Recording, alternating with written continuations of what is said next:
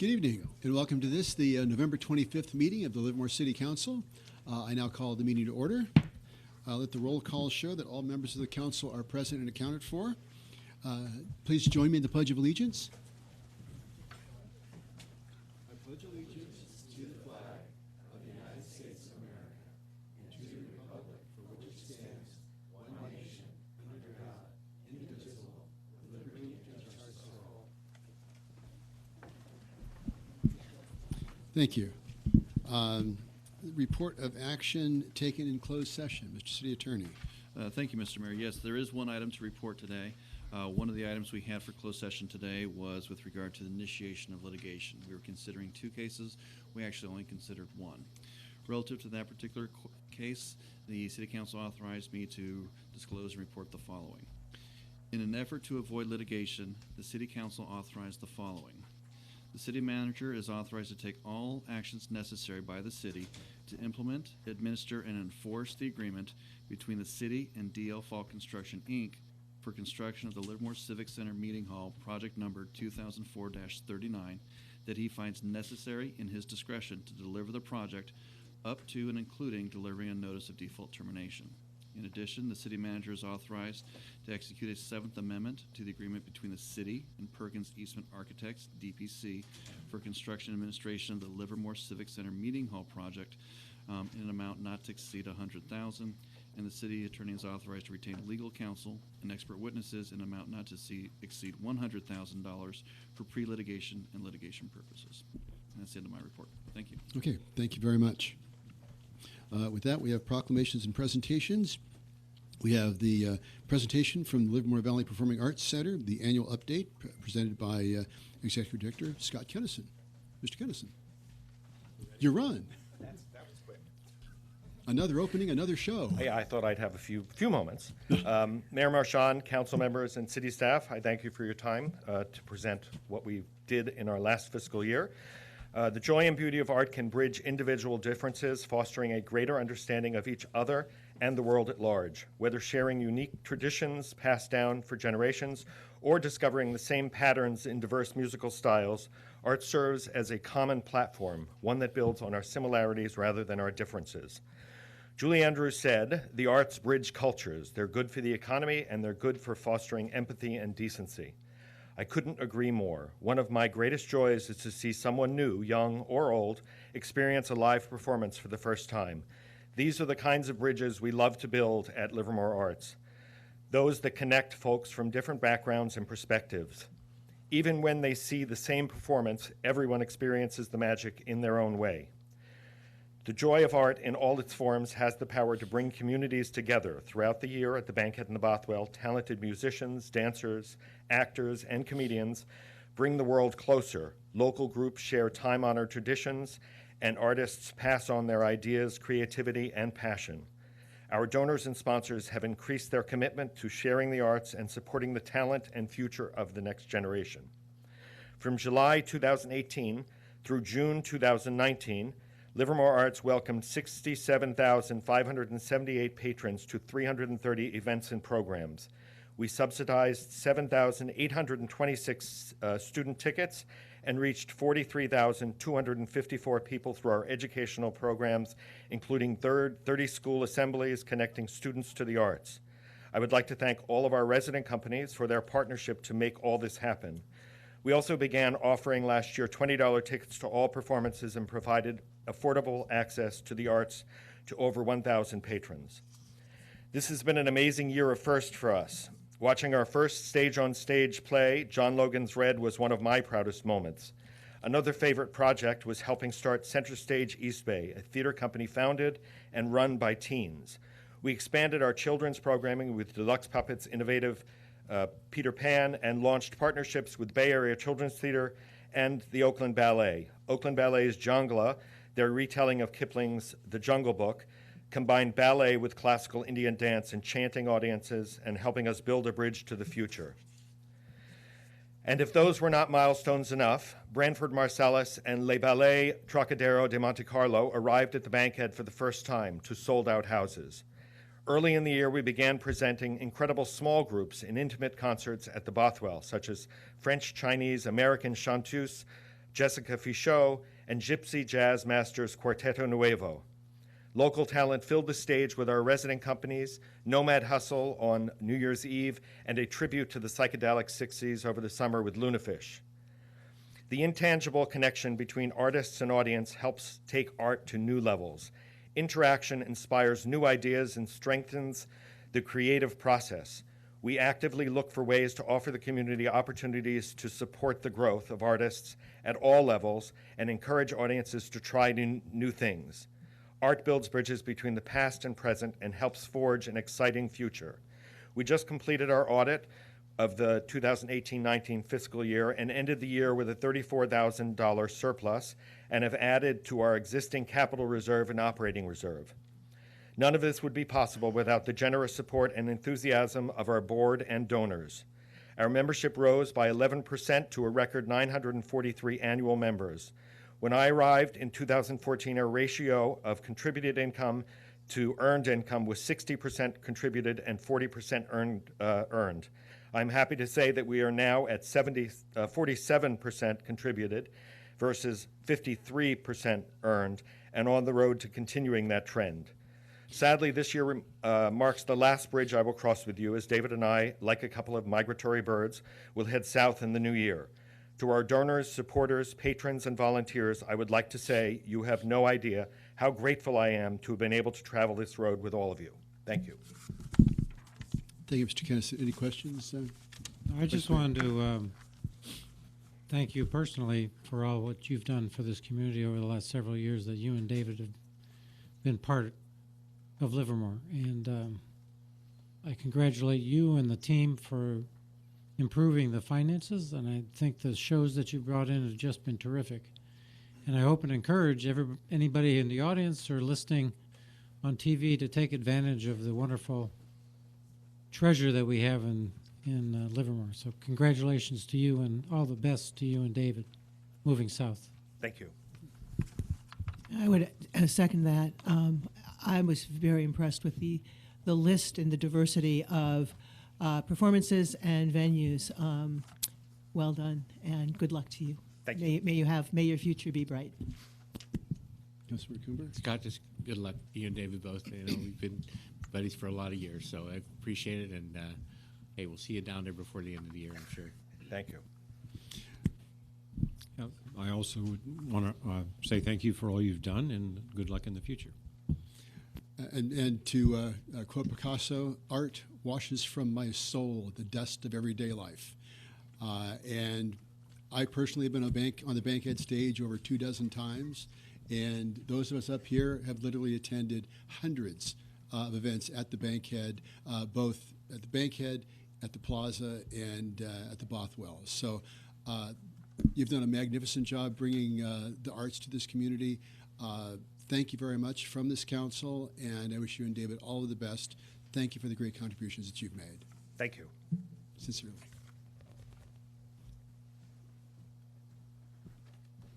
With that, we have the annual Airport Commission update. We have Alex Shazifi. I'm a chairman of Airport Commission. I'm here to report about the airport, what happened last year, and how we're planning for the future. We had an event this year in June called the OPA Fly-In, which attracted over 450 aircraft, 10,000. A little closer to the mic. 10,000 attendees, and brought in close to $1 million to a local economy in a span of 4 days.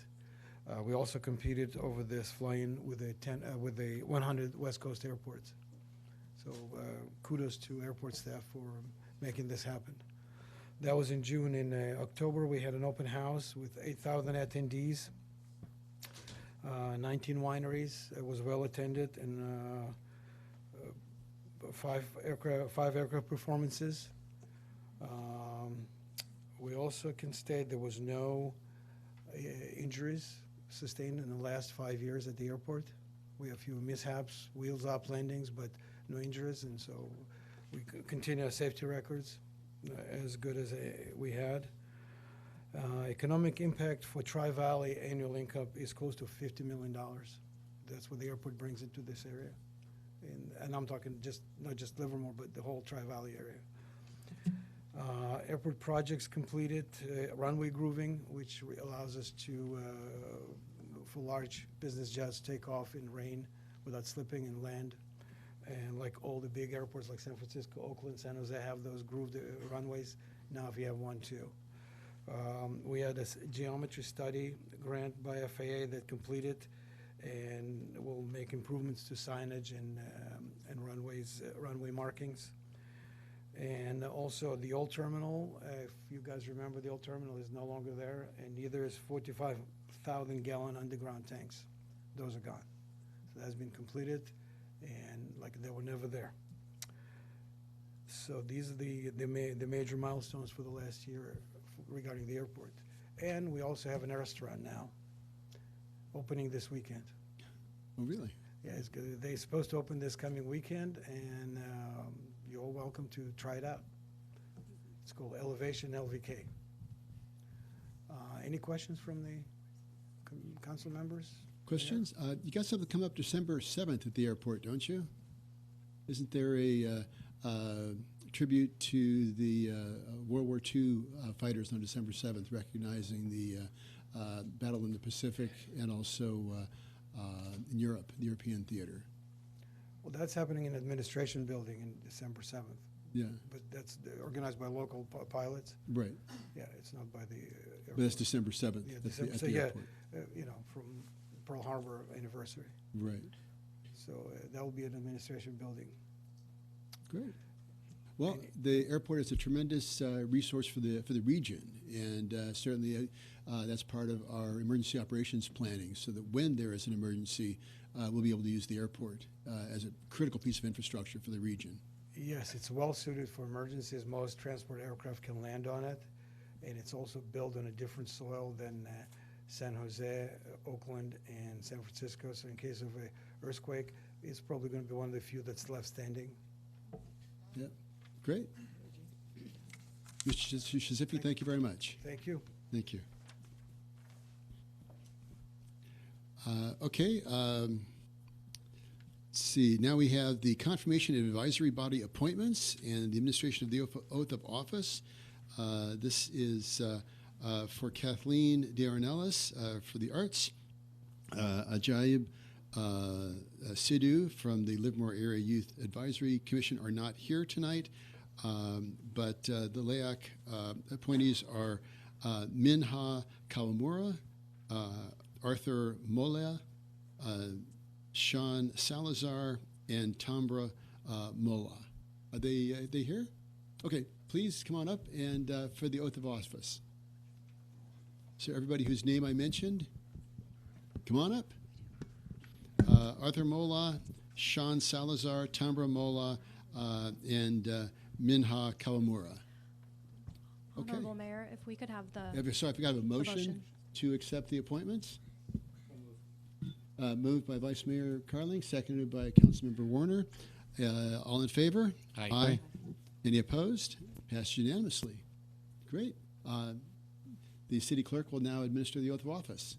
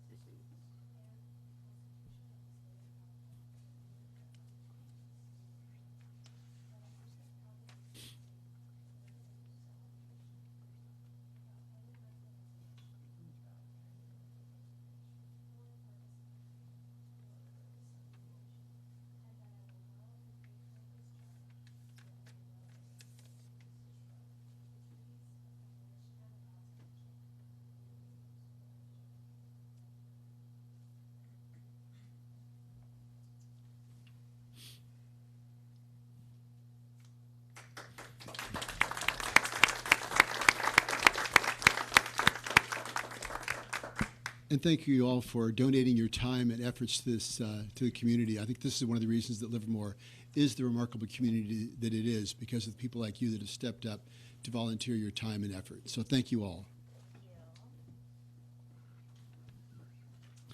Okay, on to the Citizens Forum. These are items that are not on the agenda. The City Council can neither deliberate nor take action on these. I ask that you keep your comments to 3 minutes or less. And with that, we have Greg Scott, Dave Wetmore, Kim Young, and Matt Alexander. Mr. Scott. I am Greg Scott. I speak and write about homelessness. I witnessed the dying out there, the suffering, the sickness, the blood, and there are no quantitative and qualitative metrics really to reflect what's going on there. Though I registered Councilman Rowe's comment on the qualitative perspective last council meeting, and I will give you a qualitative perspective. The nights are cold out there. Quantitative perspective, there's over 200 unsheltered homeless out there in Livermore. I don't know what the sense of urgency is here. There's not even a Human Services Commission meeting in November, with no City Council meeting in December. I wonder if there's even going to be a Human Services Commission meeting in December. The good news is I understand the Safe Parking Program started last Saturday. We hope for success in that program. It is about 7 months after the end of the window of the planned implementation from the workshops. $124,000 of HEAP funding, the Homeless Emergency Act Program funding from the state, went to the SAFE program. So amortized over the life of the program to be spent by March 31st, 2021. That's about $250 a night. That's pretty reasonable, and then just under another 500 days. I thank the audience out there that listens to me. I am surprised and amazed by the number of people in the audience that come forward to me and introduce themselves to me. I find the labyrinth of the matrix of the non-computerized social web miraculous. In the spirit of miraculousness and miracles, I ask tonight for prayers and good thoughts for Bob McKenzie. Bob McKenzie, I understand, has recently been in the hospital. Bob McKenzie and Donna McKenzie have done more for the homeless in Livermore and the Tri-Valleys than anyone else. For the audience, Bob and Donna McKenzie run the warming shelter for the Livermore Homeless Refuge. I'd also like to thank Councilman Dr. Carling for going out to the encampments in October. I suppose that was quite a sight for a combustion engineer to see. I'm not sure if you witnessed social deflagration or social detonation or a combination of the both, but it must have been quite an experience out there. And also, Councilman Carling, I'd like to thank you for your comments in the last City Council meetings of October 28th on bringing up from your influence of the encampments about bringing up the need for comments. We need to get on that page. Thank you for that. You know, it's the homeless games. Reductio ad absurdum is what's going on. Thank you, Mr. Scott. Dave Wetmore, Kim Young, Matt Alexander, and Mary Perner. Mr. Wetmore. Good evening, Mr. Mayor, City Council, staff, guests. You here at some baseball? Here on some baseball, and my co-executive committee person is wandering somewhere on 680 and 580 from Walnut Creek. So on behalf of our entire Little League baseball organization, our local committee, and Kim Young, who's not here tonight, but she handles a very key part of our event with food and beverage. We have to feed 250 people about 20 meals. I dropped off a little goodie bag with some souvenirs and some programs, and handed to you is one of the items I really find fun after 7 years, and it's hard to believe 8 years ago we came to see you to say that we were going to be coming to town, but we served about 50,000 people attended again this year, and we had 12 teams that visited us. Australia, Czech Republic were the furthest away. First time in the rotation is Mexico, which was very highly attended, and of course our host team from Livermore, which certainly brings in the crowds. This is the first year we didn't have to live stream the event ourselves, which we are really glad because it takes a lot of work. And what that did, it brought ESPN in for 21 games. And I provide you social media stats, which are also fun. Championship game, you can take a look and see that with the viewership, it was 221,000 households this year. So that is an increase, goes to show you the popularity on how the event is growing. Teams are going to be arriving on Friday, be faster than we realized, Friday, July the 31st, with games starting on August the 2nd. Championship game on Sunday, August the 9th. Once again, ESPN in town the entire week for the event. To the community out there, if you're interested in being part of the committee, if you're interested in being a donor, you know, we have to raise about $200,000 a year to put this on. And that doesn't include what Little League Baseball headquarters, flying the teams in, housing the teams. That's just local investment that we put in ourselves. The meals, you're a restaurant, you're a nonprofit, you'd like to donate, we feed 20 times. Lunch and dinner. We're lucky the hotel provides breakfast. These are 13-year-old boys. They understand how to eat. And Kim just does a wonderful job with it. Rest of the committee, everything that they do, from Bill Aboomrad to Kathleen Mincer to our souvenir people, they do a great job. I did bring the gift to you tonight, Mr. Mayor, something else, a seventh one to put up on a wall somewhere, a nice plaque. Beautiful. But on behalf of the committee, I'd like to thank city staff. They do a fantastic job. And the council, always nice to have you come out there. I know a lot of you throw out a first pitch, and you do a great job with it. Well, thank you for the great work on that. And it's loved by the whole community. It really is. And thank you for all the great work that you do. No problem. You just give the plaque to Mr. Spence there? That'd be great. Thank you. Questions for Mr. Wetmore? All right. Thank you. You're welcome. Matt Alexander, Mary Perner. Okay, let's start with that. Okay, so Matt Alexander. Hello, I'm Matt Alexander. I live in Livermore. I grew up here. I live on Valley View Court. I'm a chiropractor. Been living in the city my whole life. Been living in the same house for a good portion of that I grew up there, so a long time.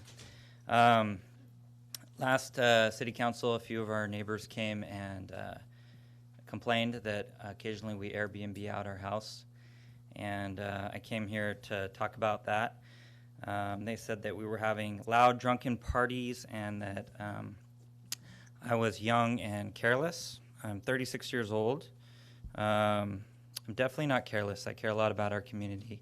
I graduated from Livermore High. I care for people all day long for my living. I've served missions to Mexico for years. I've volunteered on multiple charities. I care about my neighbors. I actually love them and I care about them a lot and really don't want this to bother them at all. However, I do feel like I don't live in a gated community. I don't live in an HOA community. I do feel like if I want to respectfully rent out my house on Airbnb, I should be allowed to do that. Their concern is when we rent out the entire house and we're not there. We've done that on average about 6 times out of every 30 days over the last year, which is probably a little bit more than we would like to. It's actually been quite helpful to me. My wife's here with me tonight. I might not be able to stay the whole night because I do have 4 small children at home that I have to get back to. But she doesn't have a professional degree and is very expensive in the Bay Area. I probably paid 3 times the amount for my house than my neighbors did 20 years ago. The extra income is helpful.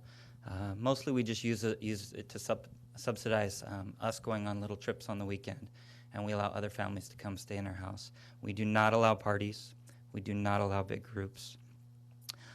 We monitor it very tightly. We have ring cameras up around our entire property that ding us. People cannot come on our property without us knowing about it. I have a technology called Noise Aware on our property that monitors the decibels of sound coming out both inside and outside of the house. I would know if there's a party going on.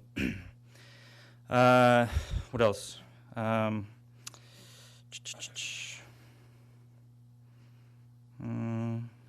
think Airbnb is, if done right, is safe for our communities. I know there was a tragedy recently at Airbnb. I know they weren't managing the property well, and I know that the police did not show up on time. We don't have the same issue here. And I think Airbnb is a great resource for people who want to come and visit our wonderful town. Thank you. And Dr. Alexander, if Yes. you wanted to leave your contact information with Mr. Spence, you don't need to stay for the whole evening tonight. I understand the looking after the kids. Yeah. So they can keep you apprised of anything that happens through the course of the evening. Yeah, and I'm happy to sit down and talk with anybody from City Council as well. We've been doing this for over a year now, so if they have any thoughts from a host perspective, I'm happy to come down and sit down. Okay. You know, I have 3-hour lunch breaks. If you could give So I can your come down and contact talk to you. information to Yeah. Mr. Spence. Thank you. Pardon me? Yeah, right. Yeah, you can watch it on TV too. Live streamed on TV 30. Mary Perner, Katie Doss, Amanda Fornwald. Ms. Perner.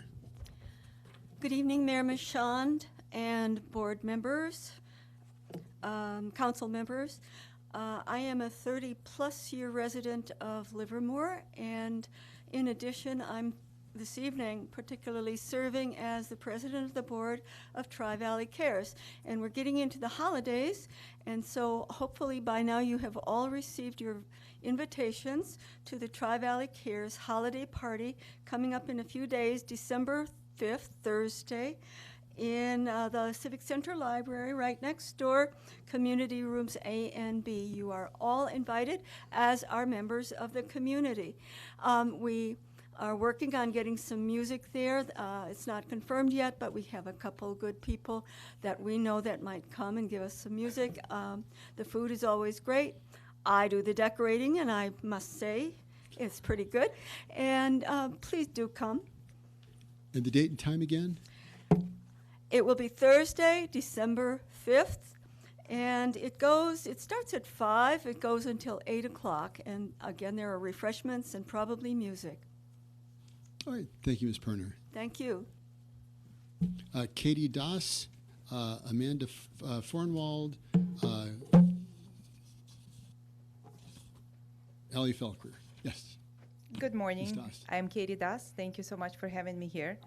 I am a proud Livermore citizen and also an Airbnb host. I have hosted Airbnb for now close to 7 years. My mission when I started was to connect people and introduce them to our beautiful town.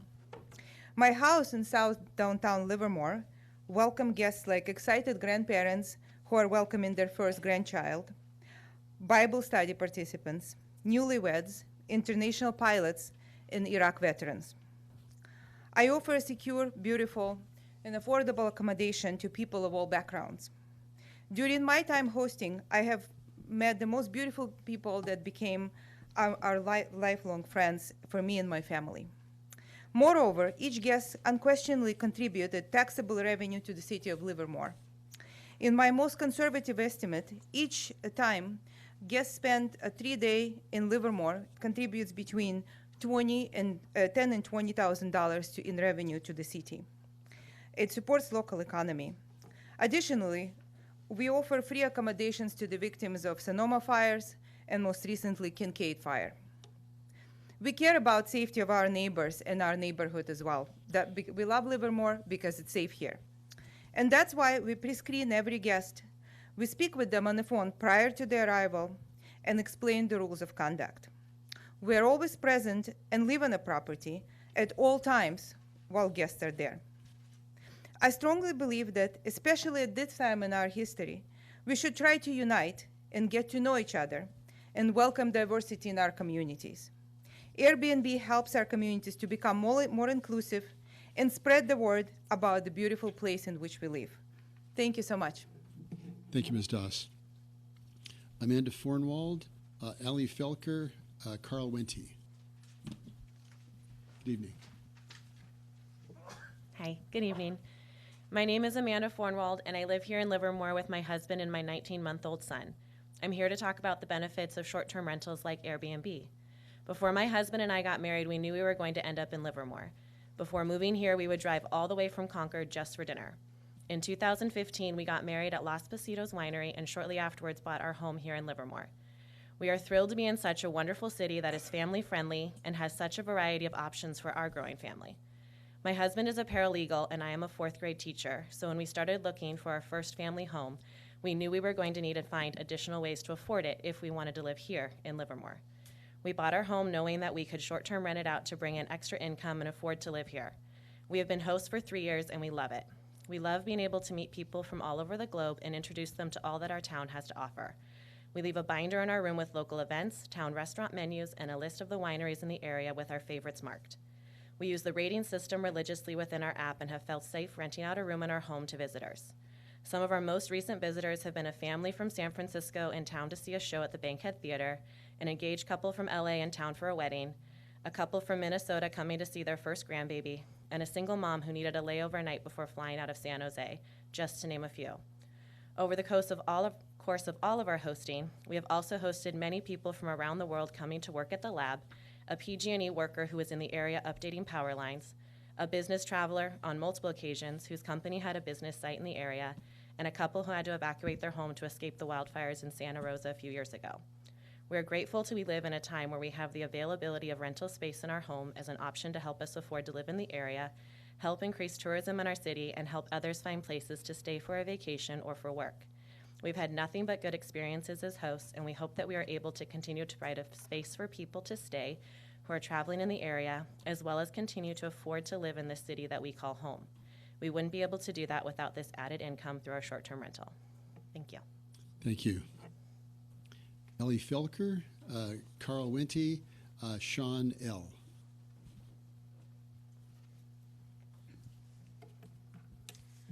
Good evening, Mayor and Council. I do not operate a short-term rental, but my husband and I have tossed around the idea. And when I heard that there were neighbors complaining, and I saw the article in The Independent, and I heard that there might be a question about possibly legislating or regulating that, I became a little bit concerned.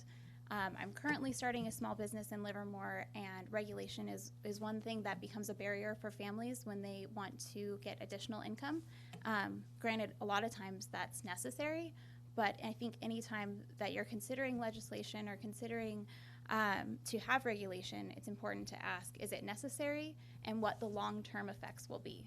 I like that there's an opportunity for families to make additional income, and I hope that you'll consider making sure that that's a possibility for them in regards to short-term rentals. Thank you. Thank you, Ms. Felker. Carl Wente and Sean L.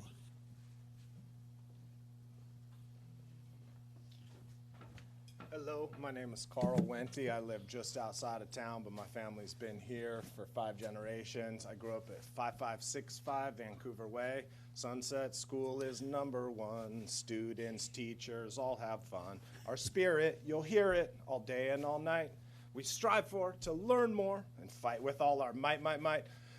Thank you all so much for what you do, for serving all the committee members and the people that are taking part in this government, of the people, for the people, by the people. It's pretty miraculous, right? If we study the history, the arc of this. We pledge allegiance to the flag, but as always, they swore allegiance to the Constitution when they put their hand up.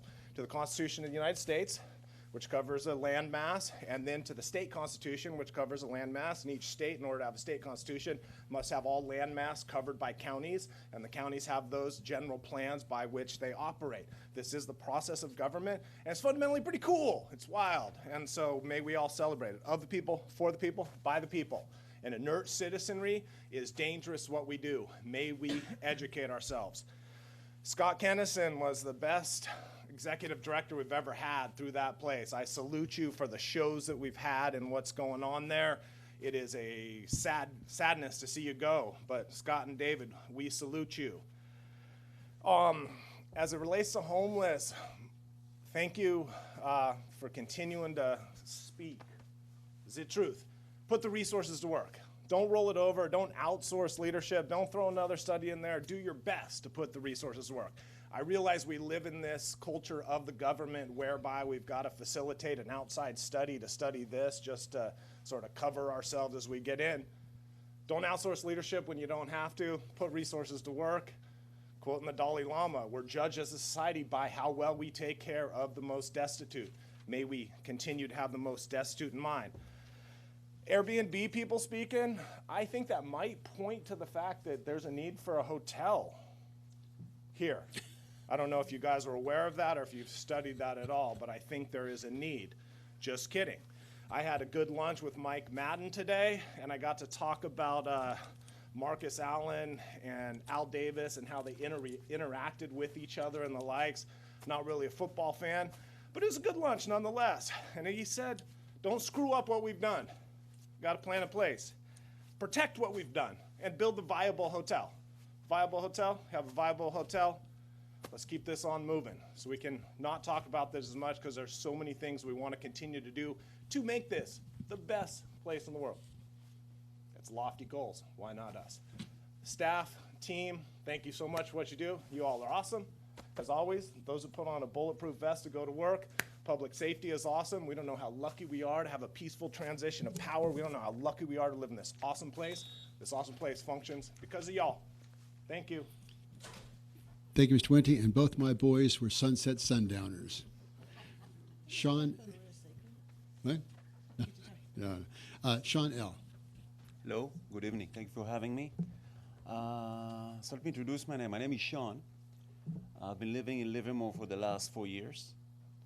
And after a year in Livermore, I decided to join the short-term rental community, Airbnb, HomeAway. And I started renting rooms at my house. And I also did garage conversion, converted to a studio. So I also rent studios. And it's actually going very well. For the last 3 years, I've been hosting more than 320 people, okay, trips. And it's been amazing. If you look at the groups that I hosted, it's very diversified. It means I had PhD students that do research in the lab, in Lawrence Livermore Lab and in Sandia Lab.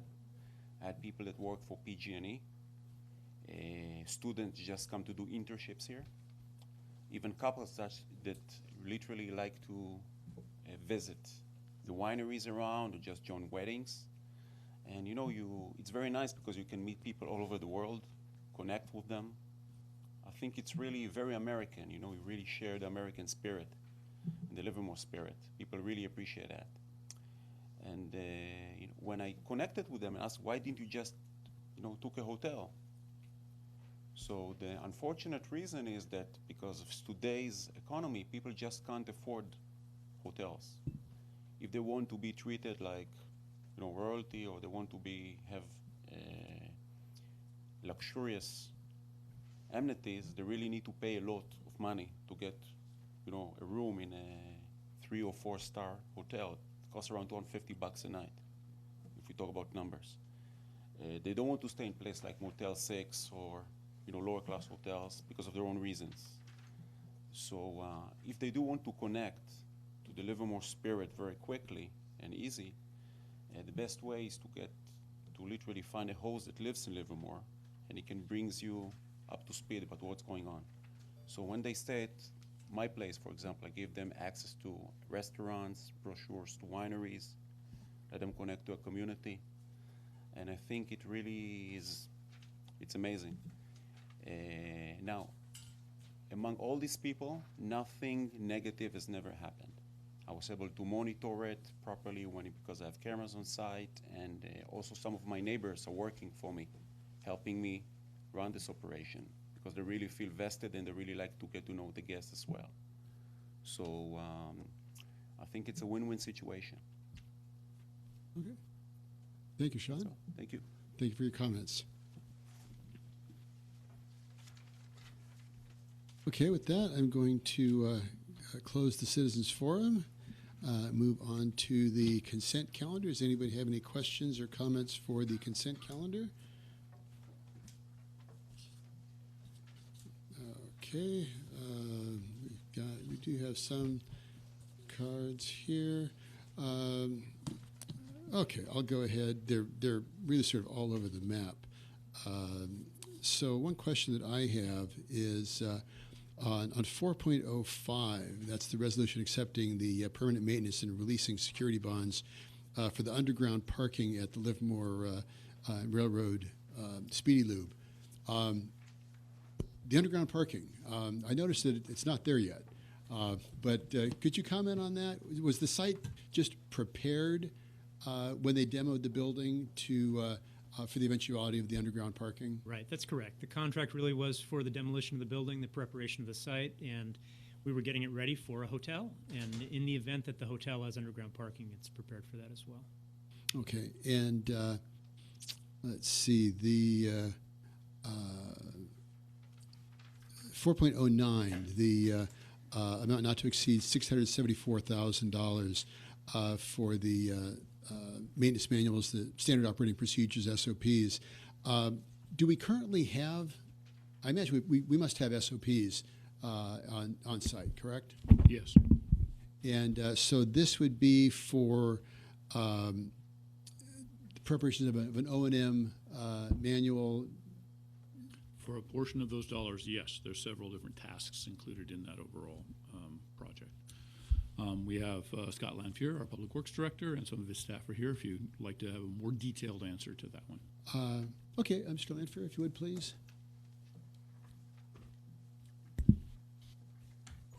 So, Scott Lanfear with Public Works. A couple of the tasks that are specifically involved with updating the O&M is to put it on an online hub to make it more accessible and usable for staff. That provides a lot of better access for staff to use it. It includes items such as process diagrams, yard piping plans, alarms, equipment information, and various forms and checklists, in addition to the SOPs as well. And that's about $224,000 of that total contract price. Okay, great. Thank you. That's just my question. Okay, with that, I've got 4.01, Carl Wente, 4.02, Greg Scott, 4.07, Janelle Gladen, and Paula Campbell. Mr. Wente. Carl Wente, I was just up here. Thank you all. Sundowner. Thank you all so much for what you do. As we go to 4.01 and just looking at the minutes, we have an open form of government. It's amazing that it is. And so we look back at the minutes of October 14th or September 23rd, October 14th, October 21st. Anybody that's out there watching, there's also video evidence of what you all do and how we conduct ourselves of the people, for the people, by the people. I know it takes time to lean in and to be aware of it. But again, the more we all know as a citizenry, the better we are. Act on the will of the people, not the whim of the people, to fundamentally make this continue, allow this to continue to be the best place in the world to live. I'm fundamentally biased 5 generations in, but Northern California, and specifically this little beautiful greater Livermore area, is an awesome place. So I just want to, again, celebrate the openness of government that we have and how lucky we are to have this. How awesome it is, how lucky we are to have this. May we celebrate it. And then the staff or team of awesome people that work together collaboratively amongst themselves with their customers, their citizens out there in the marketplace, and our intergovernmental agencies. You all are awesome. Continue to be awesome. Thank you for what you do. And I just want to, again, pay homage to the magnitude of the work that goes in just to getting a consent calendar ready. Never mind, you still have public hearings. Never mind, you still have, what's that last one called? Matters for consideration. Lot to do, but just the magnitude of work goes in it. I salute the team, the staff, the awesome people that make up the staff of the city of Livermore. Thank you, Mr. Wente. 4.02, Greg Scott. And this is the municipal code, building construction, and electrical, mechanical, plumbing systems, standard codes. Yes, Greg Scott. If we're talking about amending municipal code for building construction, I'm wondering about adoptions of State Assembly Bill 2176 into the municipal code. Assembly Bill 2176 was put in by then Assemblywoman Nora Campos from San Jose. It was to try to deal with the homeless problem and the housing crisis in Santa Clara County.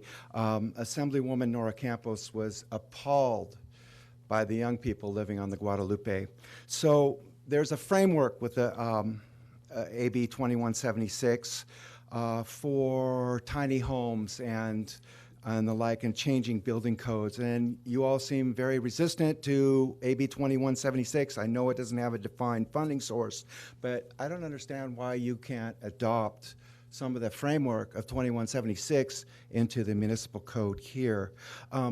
We are not going to solve the housing crisis or homelessness through regular housing. The 10-year-old Housing First Plan of the United States Department of Housing and Urban Development is a colossal failure for California. We will never have that kind of money. What we're doing in our approach now is helping a token few at great expense and following up that with the fanfare proclamations of magnanimity, and it is not addressing the larger scope of the problem. So I would urge you to take a look at 2176. The sunset clause ends on that in 2023, and to incorporate it into the municipal code here to help out with some of the housing and homelessness problem. Thank you. Thank you, Mr. Scott. 4.07, Janelle Gladen and Paula Campbell, followed by Joanne Morrison.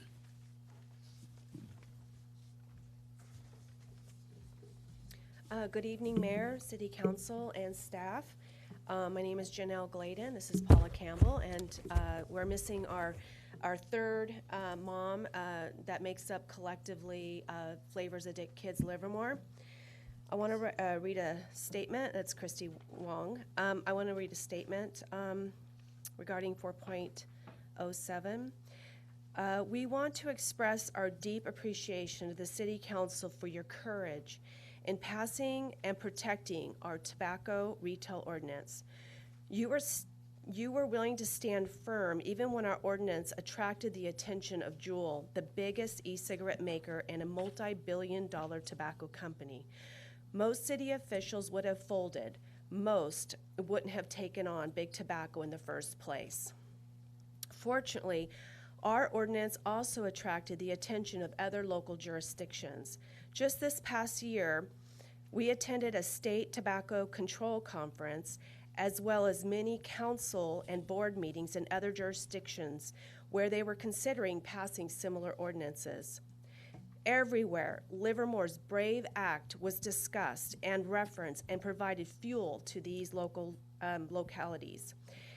It's not a coincidence that since Livermore successfully passed its ordinance, a rash of strong ordinances similar to Livermore have passed throughout the Bay Area and across our Golden State. Your influence has reached beyond our city. Just this week, the FDA released the most recent numbers on youth vaping. More than 5 million young Americans are now vaping, and almost 1 million of them are vaping daily. This is a serious epidemic. We adults need to respond in the strongest way possible with the strongest policies to protect our youth. That is what you guys did. And we have never been more proud to call ourselves residents of Livermore. You took on big tobacco and won. Thank you for your courage and your leadership. Janelle and I attended Dublin City Council meeting last Monday where they were discussing whether or not to go forward with their own ordinance similar to Livermore's. The unanimous decision by their city council was indeed to go forward. As a matter of fact, Mayor David Halpert said, well, we'll make an ordinance and we'll talk to Livermore. Ours will even be stronger than Livermore's. So that was their challenge. And we said, right on, go for it. So thank you again for all that you've done to look after our children, their health and welfare. We appreciate it. Well, thank you very much for your encouragement and your support on that. Joanne Morrison, 4.07. I'm not Joanne, but she couldn't be with us tonight, and she asked for her letter to be read. So I'm speaking on behalf of Ms. Joanne Morrison. She says, "Dear Mayor Marchand and City Council members, I apologize that I'm unable to attend the regularly scheduled council meeting this evening, but I wish to thank you again for enacting Chapter 5.50, the chapter on tobacco retail licensing. I also wish to thank and congratulate you and the entire community for defending this ordinance in the face of moneyed opposition aimed at tearing it down. As a member of the Student Health and Wellness Committee of Livermore, Livermore School District, I have been especially concerned about the epidemic of youth vaping occurring among our students in our district. The ordinance may not be the total answer, but it will make a substantial inroads in addressing the problem. Not only has the Livermore ordinance been a huge step forward for our community, it also serves as an outstanding example to other cities in the region who are likewise battling this epidemic among their own youth. Livermore has demonstrated that when a community comes together, supported by their elected officials, they can stand up to seemingly overwhelming financial power and prevail. This evening, you will vote on accepting the request to withdraw the referendum against the new ordinance, thus allowing the ordinance to go into effect January 1st, 2020. That is an easy decision and a most auspicious occasion. As you vote to accept the request, I feel encouraged that with your leadership, Livermore continues on the right path. Again, thank you for your work and your genuine concern for all of our kids. Signed, yours truly, Joanne Morrison." And I'd like to quote, I'd like to offer a quote from an American cultural anthropologist, Margaret Mead. She said, "Never doubt that a small group of thoughtful, committed citizens can change the world." And indeed, you have proven that to be true. Thank you. Thank you very much. 4.13, Greg Scott. This is the amendment and agreement with Livermore Sanitation. Greg Scott. This is the resolution, yes, with Livermore Sanitation. I would like to see in any resolution, we could put homeless to work as far as with Livermore Sanitation some way would be great. To get the homeless to be productive in this capacity, I don't see why we can't have the vision to do that. When we are spending 3 times amount on compostable materials as burying into the ground, it seems like we could bring some of these costs down, and in the sorting of recyclable materials. If I understood it correctly from being in one of these meetings, you made it so people can't protest their trash bills. And the rising fixed costs is another problem for the elderly on fixed incomes, and it's under the purview of the Human Services Commission meeting. We have people that are, their fixed costs have risen so much, they're sitting in their homes hungry. This isn't right. It seems like we could manage it some way to solve multiple problems in the scope here, and I don't know why we couldn't involve the homeless some way in recyclable materials like sorting and compostable materials to bring the cost down. Thank you. Thank you, Mr. Scott. That's all the cards that I have for the consent calendar. Any other discussion on the consent calendar? Councilmember Warner? Oh, Vice Mayor Carley. I wanted to ask about, Mr. Scott talked about AB 2176. I'm not suggesting we amend the municipal code, but is there some relevance for that to our code? Do we have some discussion about it some other time? So we looked into AB 2176 when it was first brought up. I believe our research showed that was unique to San Jose and created certain exceptions for them for their particular housing crisis. If the council were interested in pursuing something like that, I would recommend the following. 1, reach out to San Jose to see how effective it was. And then 2, we would have to pursue legislation at the state level. Okay, thanks. Any further comments on the Councilmember Wynn? I just wanted to point out on the tobacco retail license that it wouldn't have happened without the energetic members of the community that brought it to our attention, and that was the key to making it happen. So, and it was a pleasure to be able to work with you. Well, and that's what was gratifying on one hand, because it was the community that rose up and brought this problem to our attention. And then after the city council listened to the community, then a wealthy special interest came in, collected signatures, and then suspended that action. So the community rising up again, though. Collected signatures, not necessarily through the honest path. True. But the fact that the community went out on this. So a collaborative effort with the community and the council, and thank you very much. Any further comments? This is just another consent calendar where I'm impressed at the range of work, the scope of work that takes place in the city, done by our city staff. It is impressive. It is. We are very lucky, and thank you.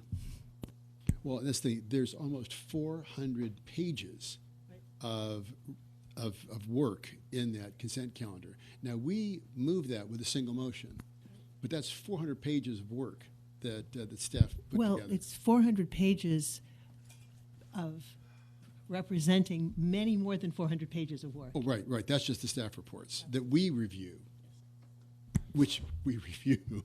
Yeah. So I was going to say, it's interesting, in the years I've been here, it started out, it was a consent calendar, it was kind of ho-hum. And now it's a lot of community interest in the consent calendar. So it's not just a simple consent calendar anymore. It's a lot of good work, but I'm impressed with the amount of attention the community is actually paying to it. We have had some consent calendars that have gone longer than public hearings. Yeah, it's because there's a lot of information in that. And I kind of welcome the trend. All right. Well, with that, is there a motion to move the consent calendar? Moved by Councilmember Monroe. I'll second. Seconded by Councilmember Coomber. All in favor of the motion, signify by saying aye. Aye. Aye. Any opposed? That passed unanimously. Okay, moving on to public hearings. Just a brief departure here. So how do you like it? This is commemorating the Ale House has a Rooms of Hope, which creates healing oases, healing bedrooms for children that are critically ill. They have their beard growing contest, their annual contest at the Ale House to raise funds for Rooms of Hope. Great program. And also the Livermore Shop with a Cop. You can see our representative over, Steve Gord over there, has got his whiskers working. But that's another great program to raise funds for disadvantaged children and to provide money for the holidays. So another great program. So I got 2 fundraisers with 1 beard, so it's all good. But great causes to support. Also, we have the Giving Tree in the lobby of the police department. There are tags on the tree, so feel free to come on down, grab a couple of tags, and help bring the holiday season to some folks who need some cheering up. So with that, moving on to public hearing, this is 5.01, hearing to consider Municipal Code Chapter 13.25, Water Efficient Landscape to be consistent with the state model. Susan Frost.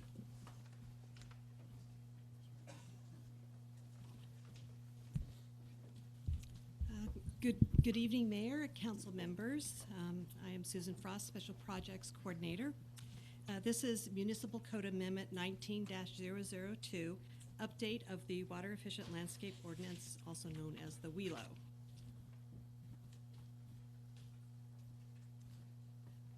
The first WELO was adopted in 1990 to conserve water used to irrigate landscaping. In 2006, the Department of Water Resources was directed to update that WELO, and that was completed in 2009. And then in 2010, the city adopted the state model WELO. The state model WELO was subsequently updated under Governor Brown's executive order as a result of recent droughts. As with the previous 2009 update, local agencies are required to either adopt the state model WELO or a locally modified ordinance that is at least as effective as the state model WELO in water conservation. The recent state model WELO includes some significant changes compared to our existing WELO ordinance. This table provides a quick review, some quick comparisons and applicability of the ordinance between the current and the proposed ordinances. Primarily, the size of the landscape area that is subject to the ordinance has been reduced. Please note that the ordinance applies only when a project requires a permit such as a site plan or design review, building permit, or other land use entitlement. Applicability for non-residential and residential projects is now 500 square feet, and it was previously 2,500 and 5,000 square feet respectively. Rehabilitation of landscapes for non-residential remains the same at 2,500 square feet.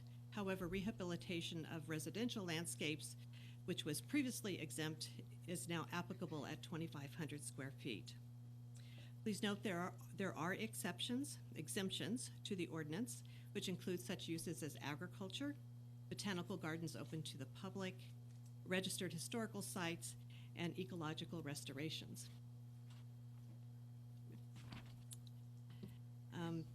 The allowable water budget for all landscapes has also been significantly reduced. What this means is generally high water use plants for residential uses would be reduced from about 33% under the current ordinance to 25% under the update. For non-residential uses, the requirements would make high water use plants infeasible. However, special landscape areas such as recreation, turf would still be allowed. Oops.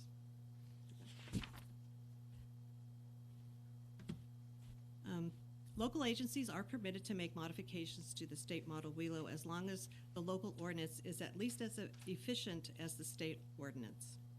Proposed modifications to our ordinance relate to the timing of submittal requirements. Proposed plans often change during the review process. However, we do need enough information with the project application to determine that the project will comply with the ordinance. With the application, we will require project information and draft plans for the water budget, landscape design, and grading. Then when building permits and landscape installation certification, we will require final plans which will include the project information, the water efficient landscape worksheet or the water budget, soil management, landscape design, irrigation design, grading design plans. The proposed modifications to the state model WELO are related to the schedule of project submittals only and do not affect the water use efficiency of the state model. On October 15th, the Planning Commission reviewed the application and adopted a resolution recommending the City Council approve the municipal code amendment. Planning Commission findings include consistency with the general plan policies regarding water conservation and compliance with the state WELO, and consistency with the Climate Action Plan programs to promote water conservation and efficiency to help reduce greenhouse gas emissions in the community. With that, the Planning Commission and staff recommend the City Council introduce an ordinance certifying the environmental document and approving Municipal Code Amendment 19-002, which amends Chapter 13.25 Water Efficient Landscape Ordinance. Thank you, and if you have any questions. Questions for staff? Okay, I have a card. Greg Scott, 5.01.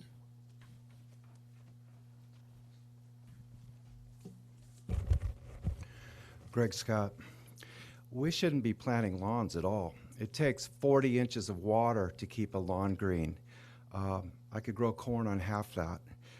That kind of resource expenditure is absurd. I remember in the drought years, they had a conference about water in Sacramento, and an Australian man, Australia had gone through, it's gone through a severe drought. An Australian man came out of the conference and they interviewed him about the water problem in California, and he said, how can you have a water problem in California? Look around you, you have green lawns. It's such a profligate waste of water having lawns, it's insane. So 40 inches of water, you could subtract, like last year, 16 inches of rainfall, so 24 inches, that's 15 gallons of water per square foot per year we're putting on lawns. It's insanity. We have a water problem, all right. We have a global water problem. We have 37 major aquifers on the planet. We have 21 of them are in trouble. How do we know they're in trouble? Well, there's these two satellites up there called the Gravity Recovery and Climate Experiment, and the two satellites, through looking at each other, observe anomalies in the gravity so they can see when the amount of water underground has changed. The Central Valley Aquifer is one of those aquifers that's in trouble. And we should do everything we can not to put a tunnel, a water tunnel, into the delta. It's down to one water tunnel of 35 miles long, 40 feet in diameter. We should avoid this. As one University of California, Davis professor said, to the effect of, it's not, you know, that we won't have an ecosystem when we destroy the ecosystem we have now. It's the fact that we're going to have an ecosystem we're not going to like. We shouldn't be going for a major draw of fresh water out of the delta, and any way to provide that, to avoid that, would be a smart thing to do. The other thing in regard to this is the type of plants. We should be going with indigenous plants, and we should be promoting pollinators. We have a problem with our pollinators. As you may have heard nationally, last year the beekeepers of America lost half their hives. One bite out of every 3 bites that everyone in this room takes of food needs to be pollinated. We're losing our insects. At one time it was estimated there were 10 million species of insects. That's 5 times the amount of species of plants. And we're losing species of insects. One of the major causes is what we call in agriculture neonics, neonicotinoid insecticides. But we need to be promoting through this idea of this landscape pollination plants. We have 4,000 species of indigenous bees in California, and we need to promote that, and we need to do better on our landscapes. No lawns. Thank you, Mr. Scott. I'm going to close the public hearing, bring it back to the council. A couple of questions. So, obviously, as you drive around, well, let me get back to page 4.03, where it talks about reducing the high water use plants, like lawns, for example, as Mr. Scott pointed out, for medians and parking strips. Is this for new construction, or does this mandate changes on existing landscaping? The ordinance applies to new construction, but if we were to rehabilitate or redo any of our landscape medians, then the ordinance would apply.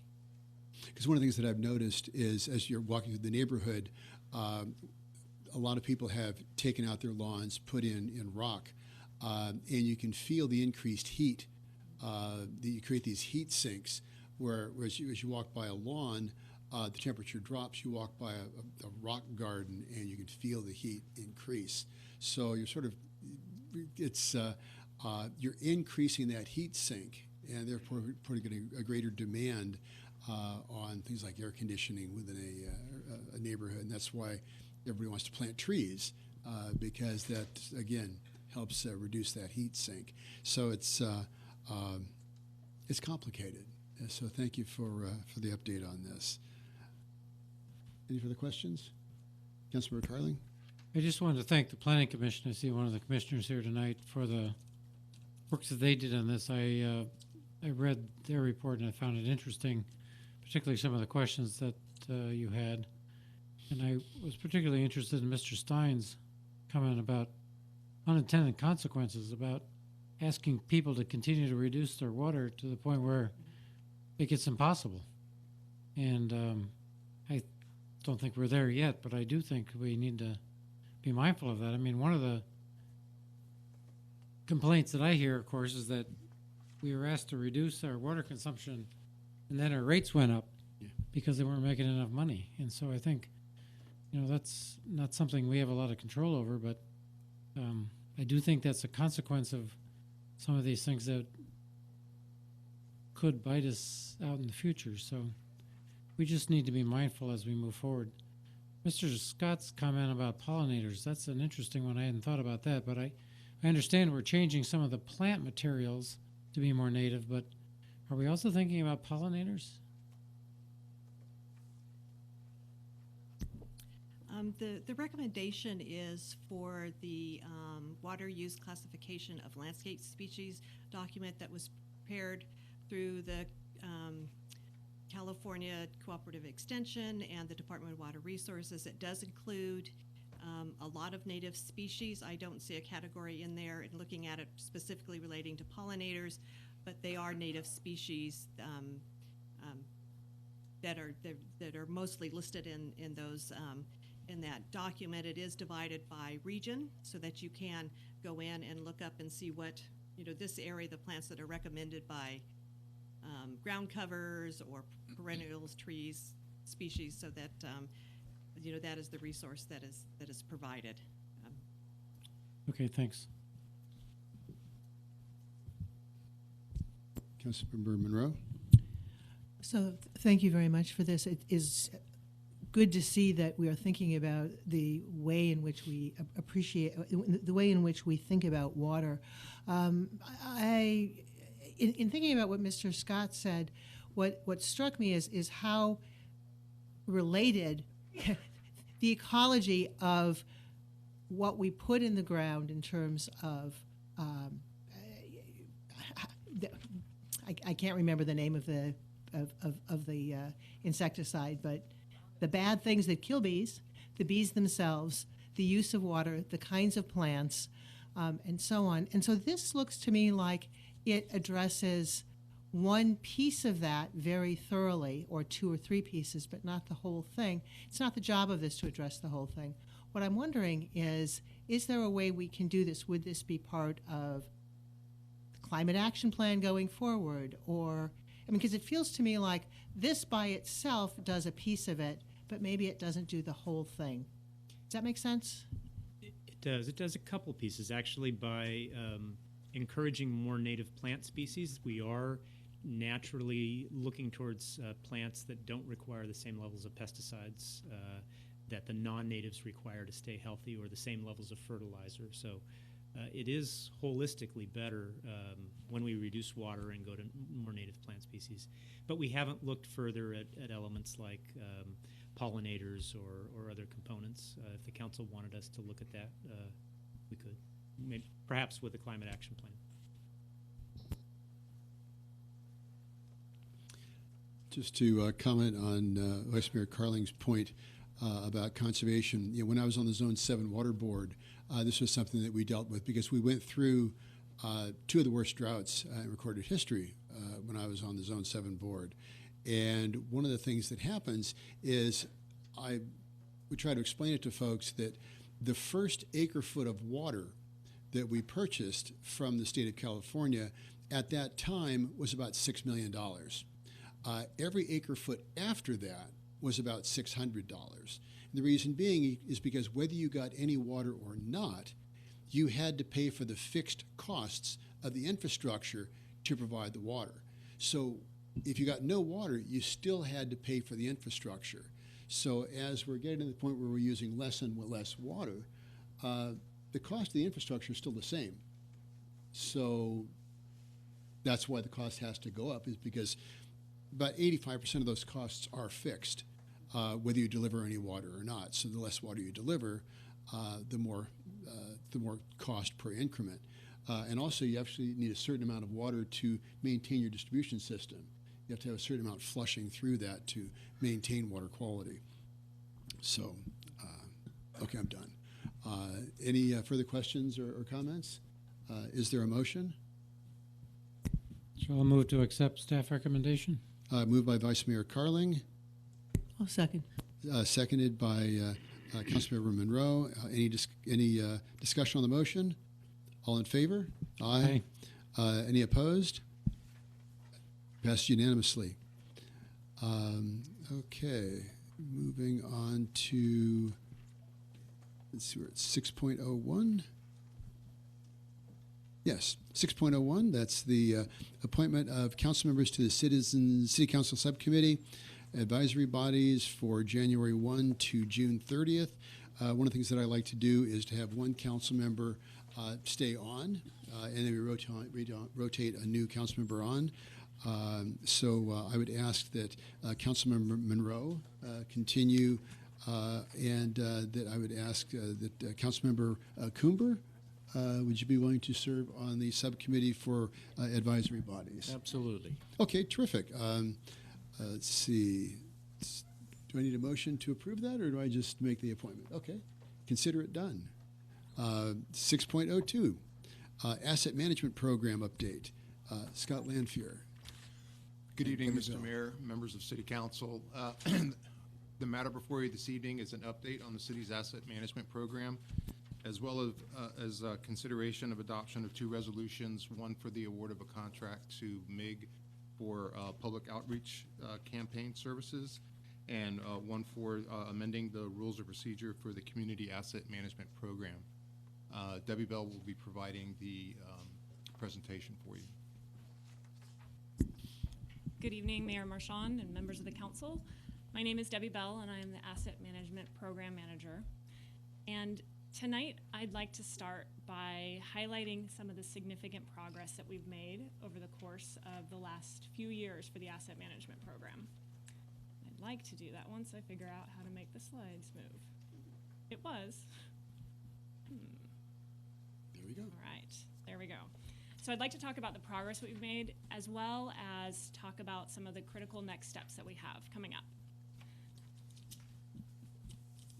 So first off, I'd like to take this opportunity to commend you and also the community for being willing to bring attention and resources to infrastructure maintenance. It's not an easy topic, it's not a flashy topic, but it's one that's important that we direct our attention to, because it will make a big difference for our community. It's a responsible thing to do because we need to have some strong financial policy and project decisions ahead of us. And that will benefit our city both in the short and in the long run. There are a million different definitions of the asset management program, and I have one on the screen here, which will, what is that? There we go, thank you. Many of the definitions of asset management are more complicated than the last, but the one thing that we keep doing as staff is continually checking in with this and reminding ourselves of the overall goal, which is sustainable and resilient infrastructure. Okay, thank you. So this diagram shows the city's asset management process, or engine, and this engine is made up of many pieces and parts that are always interconnected and talking to each other. I could have put arrows between every one of these circles and boxes from one to the other, but I wanted to keep it as simple as possible. In the middle, there are three main entities: the council, our community, and our Citizens Advisory Committee, which is also known as CAMP, as well as staff. And we each have specific roles and responsibilities. And these entities feed into the asset management process and focus on data collection, analysis, and utilization. Braiding it all together, this effort results in improvements in how the city does business, and we're working daily to make it a well-oiled machine. And we have work to do to create this process. We're working on that every day, but we're making progress. Next slide. So the council and staff have been focused on asset management for many years. In September of 2015, the city embarked on a significant data collection effort to learn more details about what we own, how much it costs, and what condition it's in. The council then created the Citizens Advisory Committee in 2016, and that's to help our community evaluate the data that was coming in and recommend maintenance priorities. Over the next 2 years, council adopted risk-based maintenance priorities to help guide future funding decisions. And while collecting this infrastructure data, we learned that we have approximately $2.5 billion in general fund assets. To maintain all those assets, it would take approximately $40 million a year in maintenance funds. And to maintain only the high-risk assets, it would take approximately $20 million a year. Typically, the city spends about $10 million a year. So as you can see, we're falling behind a little bit more each year. And because of this, you as council recommitted to the asset management program by selecting it as a goal earlier this year. Next slide. And because of the asset management program, over the last few years, we've made a number of decisions that's going to help our situation. It's likely you recognize these accomplishments individually at the time they came before you, but I wanted to take a chance to make sure that we're all able to celebrate the magnitude of what we've achieved together. So I'm gonna walk you through a few examples. You've directed pavement repairs to focus on the high-risk roadways, which help match our maintenance dollars to our available resources. And in line with that, a few months ago, you proposed over $5 million in roadway improvements, so a lot is going to be happening in the near future.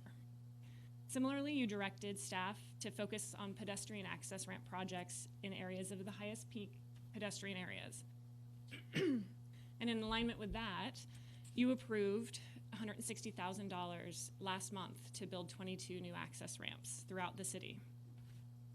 Earlier this year, you approved funding and an implementation plan for the Home Street Wall replacement pilot project, and that's to remove the decorative wall south of Concannon Boulevard and replace it with a fence. We've made progress on that implementation plan, and we'll be coming back to you in the next couple of months with some more construction contracts for your approval. Last year, you approved a sidewalk policy that eliminated an inefficient repair subsidy. This helped the city reduce our maintenance defect and cut burdensome administrative costs. And we were just talking about this in the previous presentation about median landscaping. Staff had developed new standard details for median landscaping, which is visually attractive and also more maintenance efficient. So median projects now use this standard, which is going to reduce our maintenance costs in the long run.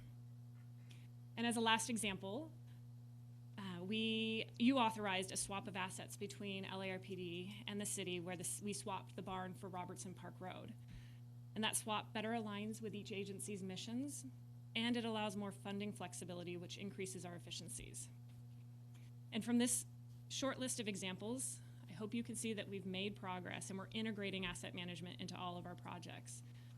We're using the data we collected and the risk-based prioritization that you provided to make better informed decisions.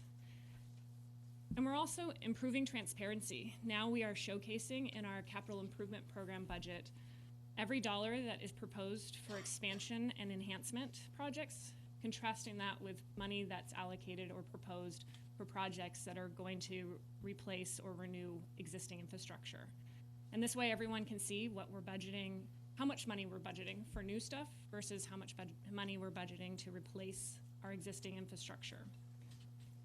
And for the projects that build new infrastructure, we're also showing the additional expected annual operation and maintenance funding costs that we anticipate.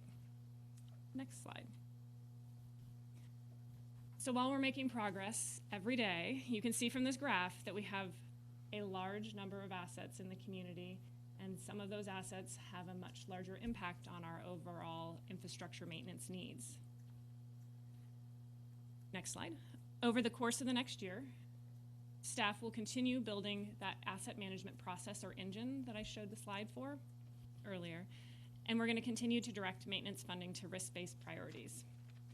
We will also develop or amend standards to reduce future maintenance costs and continue to conduct pilot projects when we see that there's an opportunity ahead. One example, and it relates to that chart that I showed previously, is item 6.04 on your agenda tonight. City staff is going to share with you our asset management efforts around the city's stormwater system. This is the largest asset class, and we can make a significant impact on our maintenance defect by pursuing various alternatives. But in order for this all to be successful, we think it's really important that we educate our community about the variety, the condition, and the cost of the city's assets. This baseline infrastructure will allow community members to provide feedback for future decisions. And therefore, we're about to embark on a significant public outreach campaign focused on infrastructure. So for the next few slides, I want to focus on this proposed outreach campaign. Next slide. The overall intent of the outreach campaign is twofold. The first is to share infrastructure with information with the community to foster a sense of ownership and responsibility. The second is to solicit community feedback to measure the importance of various assets to the community's identity and character. Next slide. There will be three main components within the outreach program.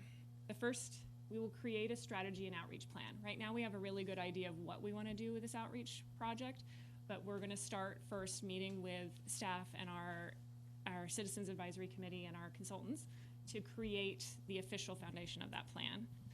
The second will be to create and then conduct our outreach in person and also online. And the third will be to compile and analyze everything that we hear throughout the process into a key findings report.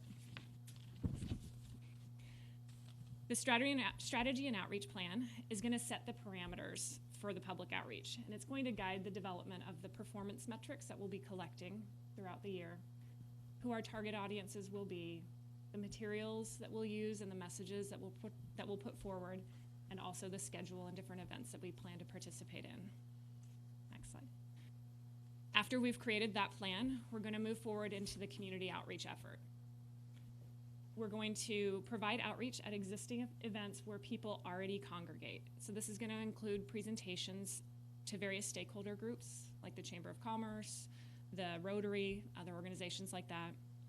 We'll staff booths at various events like the Downtown Festival, the Farmers Market, and community events, and also include youth and family-oriented activities. For instance, high school curricula and maintenance-themed story times at the library. So we're trying to have a whole spectrum of outreach. And then similarly, we realize we absolutely don't want to do this only in person, but we also need to have a strong online presence as well. Both go hand in hand. So we're going to put together a 2 to 3 minute informational video. We're going to be doing social media posts throughout the engagement process, have a project website, and do an interactive web-based game or quiz. And that's going to be one of the opportunities where we will gather a lot of feedback from our community in a way that promotes them to participate with us. Continue to do newsletters like we do with our city newsletter, and also surveys. So both the in-person and the digital outreach will increase the community's awareness of infrastructure and provide focus areas and strategies to move the program forward. The results of these efforts will provide specific and detailed guidance on next steps and feed into new policies, practices, and pilot projects for specific asset classes. And while this program we're proposing will last no more than 2 years, 1 year with the public interaction, we know that public outreach is going to continue indefinitely throughout the remainder of everything we're doing with asset management. It's a critical part of the asset management program, and future outreach will always include this kind of foundational awareness that we're going to bring with this current effort, but it'll also evolve into more detailed and focused information looking at specific asset classes as we move into those. Next slide. So staff conducted a request for proposals process for a consultant to help develop and implement this public education and engagement program. We received 5 proposals and a selection committee that was comprised of both staff and our CAMP members, or Citizen Advisory Committee members. We scored the proposals and conducted interviews. After deliberation, the committee chose MIG as, based on their approach, their budget, and their overall experience doing infrastructure outreach to other communities. The details of the contract, the scope, the budget, the schedule, and all of that are in your packet tonight for your consideration, starting on page 392. And as part of your action tonight, both staff and CAMP are asking for your approval of that contract with MIG. The outreach campaign will occur over approximately 18 months, including preparation, message testing, and the design of the interactive tools. Of this, approximately 6 to 8 months will include interaction with the public, both online and in person. Next slide. And to help with the outreach efforts, the Community Asset Management Program, or CAMP committee, our Citizen Advisory Committee's mission is going to transition from data analytics to public outreach. The camp committee will act as a focus group for outreach efforts, including confirming the approach, messages, methods, and example projects that are going to inform the basis for the outreach campaign. Additionally, camp members will serve as ambassadors by presenting to their various stakeholder groups and participating through the digital communications. As such, staff is recommending revisions to camp's framework. Staff presented this item to camp at our most recent meeting at the end of October, and it was well received. Camp members were aware that they were voluntarily working past their term limits and agreed that there is a need to transition from the intense, detailed data analysis to focus on broader public outreach. So if approved by council tonight, the Camp Outreach Committee recruitment period will start immediately. Next slide. And that's the second action that we're asking of you tonight, is to approve the amended camp rules of procedure. So hopefully you've gathered from my presentation that we've made a lot of progress over the last few years, and we have a lot of upcoming opportunities. We have a lot of work to do as well. So we will continue to build that asset management engine, or that process, and focus on efforts to make better informed decisions with input from that outreach campaign. So tonight specifically, we're asking for you to approve the contract with MIG and start the outreach campaign, as well as approve camp's revised rules of procedures. And with that, staff is available for your questions. Okay, thank you very much. Questions for staff? Yes, well, for questions first, and then I'll open up the public hearing. Okay. I'll open the public comment. One card, Gina Bonanno, member of the Camp Committee and the Planning Commission. Good evening. Good evening, Mayor Marchand, members of the council and staff. I am Gina Bonanno, and I've been a member of the Camp Committee for about 3.5 years, since its inception. And I will say it's been a fascinating and eye-opening 3.5 years, and I will say your staff has done a great job getting all of us on the Camp Committee up to speed on the wide range of city assets and the methodology for assessing risk. So I applaud you for being willing to take on this effort and for making it one of your priorities. A few cities that I'm aware of have undertaken a comprehensive inventory of their assets, and even more importantly, evaluating the current condition of these assets and what it would take to repair and replace them. Ignorance may be bliss, but only until you have a significant infrastructure failure, a failure that could have been prevented beforehand at a lower cost and with less risk and disruption to the public had a program like this been in place. The asset data and analysis have allowed staff working with CAMP to bring you policy recommendations with which you've been able to make data-driven and risk-based decisions on how to direct your limited funding to the most critical systems. As mentioned in your staff report, your investment in this program has already paid dividends in more efficient and cost-effective work accomplished throughout the city, but also has highlighted that there will be challenges and tough decisions, but now at least they'll be informed by real data and solid methodology.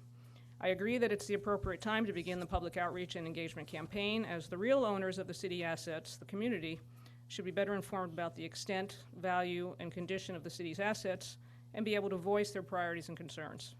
As community members, we'll all benefit from understanding the challenges that exist in cities when faced with aging infrastructure, rising costs, and constraints on available funding. There is significant work left to do, as Ms. Bell has mentioned, in order to fully leverage the investment that we've made so far. The data that was gathered is already several years old. A fully implemented asset management system consists not just of the data and the policy rule set, but also an integrated system of business practices and information systems which use the data to guide decisions, to schedule work, and to document and update the system. This will allow the most important work to be done at the right time with overall savings to the city. I encourage you to maintain this effort as one of your priorities in the future, to make it more visible to the community through the outreach program, and to support your staff through the full implementation of the asset management program. Thank you. Thank you, Ms. Bonanno, and thank you so much for your contributions on CAMP and on the Planning Commission. They're invaluable. Okay, that's all the cards that I have, so I'll close the public comment period. Bring it back to the council. Questions? Vice Mayor Carling? Just looking at the goals, I think the messaging here is going to be important. I think Gina brought this up. that we're all the residents are the owners of the assets that we have. But I think if somebody that's reading this for the first time, it says foster community ownership of infrastructure, you're going to get a reaction like we've gotten about sidewalks.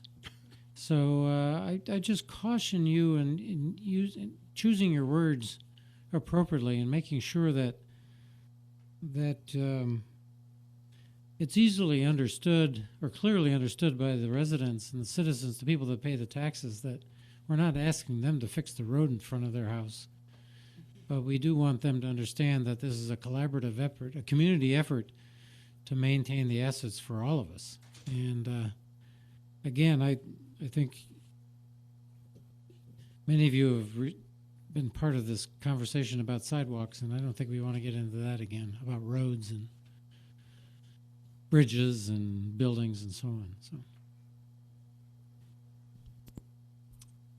Councilmember Monroe? So, as I've been thinking about this since I took key to the city almost a year ago. Is that right? No, almost 2 years ago. And it's what it strikes me is that the infrastructure and the assets are are the city's body. It's very tangible. It's what we live in. You can draw direct analogies: the blood, the bones, nervous system, senses. Without having infrastructure that works, we have no health as a city. And so the work that CAMP has done, the work that the city staff has done is hugely important. It was certainly inspiring to me as I decided to run for office. People tend to ignore their bodies until something happens. And suddenly it's a wake up. It's like, wait a minute, what? That's not supposed to. I was sick a few weeks ago. I was not happy with my body. Really not happy with my body. That's where we are with the city. So I cannot say how much I appreciate the work that the CAMP committee has done and that the city staff has done. I'm also really appreciative of the outreach process. I mean, I've certainly seen over the last couple of years the sidewalk issue come to the fore, and it strikes me that the outreach process is precisely the remedy for that.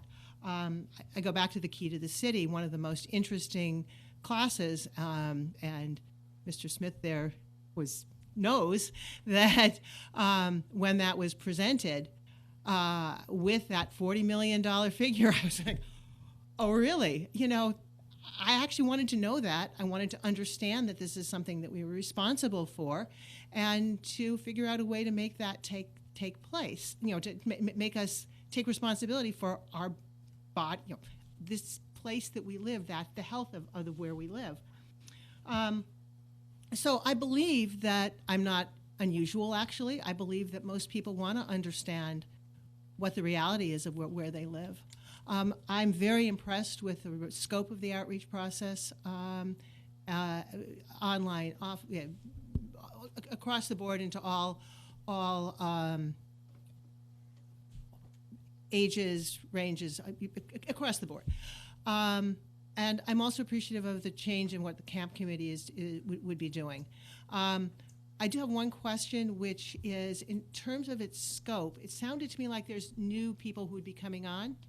And one of my concerns would be to make sure that we had representation from, again, across the scope of the community. So that would be my only concern. Otherwise, I'm very impressed. And I hope that we can get this done so that we continue to live in a healthier body. Councilmember Cooper, comments? Yeah, thanks for the work on this, and I really appreciate what the CAMP committee has done, and looking forward to them continuing to do good stuff. The one comment I would make here is that, you know, I'm the one who initiated this whole thing several years ago, and my concern was the physical health of the community and the realization that we weren't maintaining the assets the way they needed to be, and that we didn't have it in our budget to do it. So I the only thing I would say in the tone of this is it's probably a little too rosy. And the citywide emphasis of resilient design, construction, and fiscal practices to maintain and improve the city infrastructure assets. I think the fiscal reality is we don't have the money. So the thought that we're going to maintain and improve isn't kind of like in the budget, right? So that isn't going to happen in the sense that, maybe a little bit too pessimistic, but it's like keep it from falling apart too much is really kind of where we're at over the long term. And so there's a need I believe in the outreach to say that the goal here is to make the tough budget choices, because everything is not going to get maintained and hardly improved, right? So that the whole idea was to force the choices so that we are doing what the community values. But there shouldn't be any illusions that we're in any way capable of maintaining what we have, more or much less improving it, right? So that's kind of where I would say in this outreach, this is not rosy. This is really tough. And the whole point of having the camp committee was to have the community help make the priority choices. So I think we ought to do that. And then, so what I would say a goal is a realistic assessment of, given the budget, what's actually going to happen. Not just how do you feel about things, but this is what is really going to happen based on these choices. And the other thing to kind of factor in here is, which assets. Now we've got, so for instance, roads and the sewer system, right? You could dump all the money we have into those two systems and they still don't end up being maintained at the level that they're at. And then everything else kind of goes to nothing, right? So there is a requirement, or we've got to figure out what are we hoping for from assistance from the outside, from the state and the federal. So where is this budget really going to come from? And to what extent are we going to let some of these significant assets deteriorate in order to maintain that whole other spectrum at some acceptable level? So I would just suggest that this, as presented, it's too rosy. I mean, we got to make tough choices. And there are many examples of cities and countries that haven't invested in their infrastructure, and it's really deteriorated. And it's terrible. And then you can see it right here in the Bay Area. So let's just eyes wide open. What are we really going to do? But a realistic approach here, and having the community members who own these assets, as Vice Mayor Carling pointed out, make the choices as to what the quality is that they're going to be maintained at. Not that they personally have to maintain them, but realistically, which roads are going to deteriorate until we get help from the outside, as an example. So that's my thought, is the intention several years ago when I initiated this was so that we make the tough choices so that we understand as we go forward we're maintaining those assets that we want to maintain at the right level. So. Well, I think that it's remarkable tonight because we're considering, on this agenda tonight, we have an example of the failure of maintaining assets. We've got Trevarno coming up as the next item, where you have the sewer system that's failed, and you've got the creation of sewage pits. Looking at the graph here, we've got another item on the agenda, and that's the stormwater management, which is breathtakingly expensive. I think if you talk to the community and asked what's worth more, the city's buildings or our stormwater infrastructure, and they say the buildings.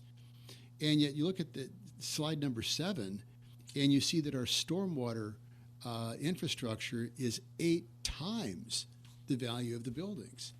And the other thing is there's no revenue stream off of this stormwater. It's just a huge revenue it's a big revenue suck is what it is, because we're seeing what? Yeah, down the. Thank you for that. But we see the cost of capturing 70%, 90%, 100% of the trash going down the drain, which then when you do that, it actually impedes the flow, so your flood control isn't as efficient. So those are other things to deal with. But this slide here showing the storm drains, the pavement, the sidewalks, bridges, that those are all more expensive than the buildings. And as Councilmember Werner pointed out, a lot of these things have no revenue stream, and yet they're breathtakingly expensive. And one of the big questions that we're going to come up with when we talk about the flood control infrastructure is, how do we fund that? Do we go to a bond? Is there an infrastructure bond? Do you have parcel taxes? And these are some of the difficult decisions that we're going to have to make, is how ultimately we fund these the replacement of these assets. I came from a previous district where they did not have a renewal and replacement allowance in their budget. So as they were their infrastructure was aging, they had no mechanism in place to replace it. And at least we've got to jump on it. So these are difficult questions, and we don't have answers. So this is, I think, by working with CAMP and working with the community, they've got to come to realize that this is not rosy. We're seeing what the failure is, and I think that the community recognizes that failure is not an option. So this is a great step to continue this community education. That how do we as a community fund this? And that's going to be the fundamental question as we move this ahead.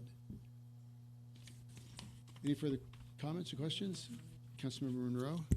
So this is one, I am looking out and I am seeing precisely two people who are not connected with CAMP or the city staff who are here observing this.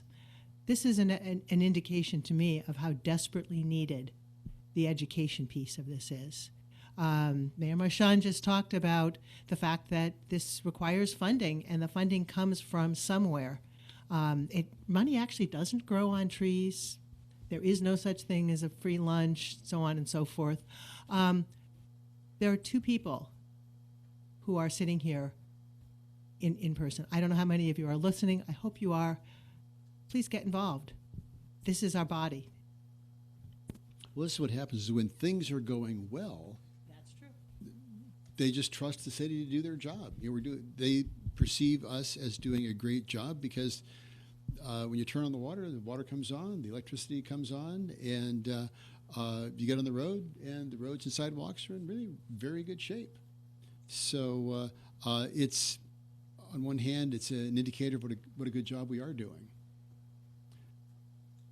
All right. So any further questions or comments? Is there a motion? So moved. Okay, moved by... There's two moves. Yeah. I'll move the first one.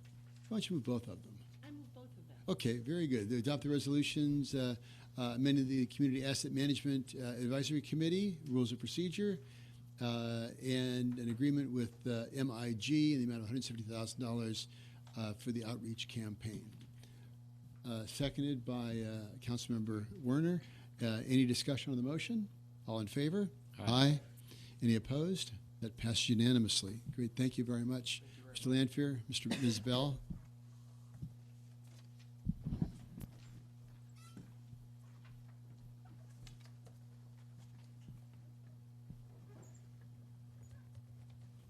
Okay.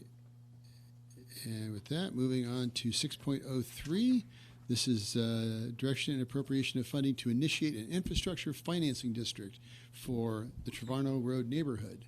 I just mentioned those folks. Mr. Vinn. Good evening. My name is Bob Vinn. I'm an assistant city engineer. And tonight we are seeking direction from the council on whether to have the city form an infrastructure financing district for the sewer and water system on Trevarno Road. Upside down, thank you. All right. Okay, so Trevarno Road is, where's the, there we go. So this is First Street, and I think that's Las Positas. We have Mines Road. Trevarno Road is here just west of Mines Road. And there's a little blow up. It's a unique part of Livermore. It's kind of got a wide road with a parkway strip and some large single-family lots. There's 12 homes on the street. There's also LARPD's, has an office and classroom facility. So in the 20 years I've been with the city, Trevarno residents have reached out a couple times about getting help to rehabilitate their sewer and water system.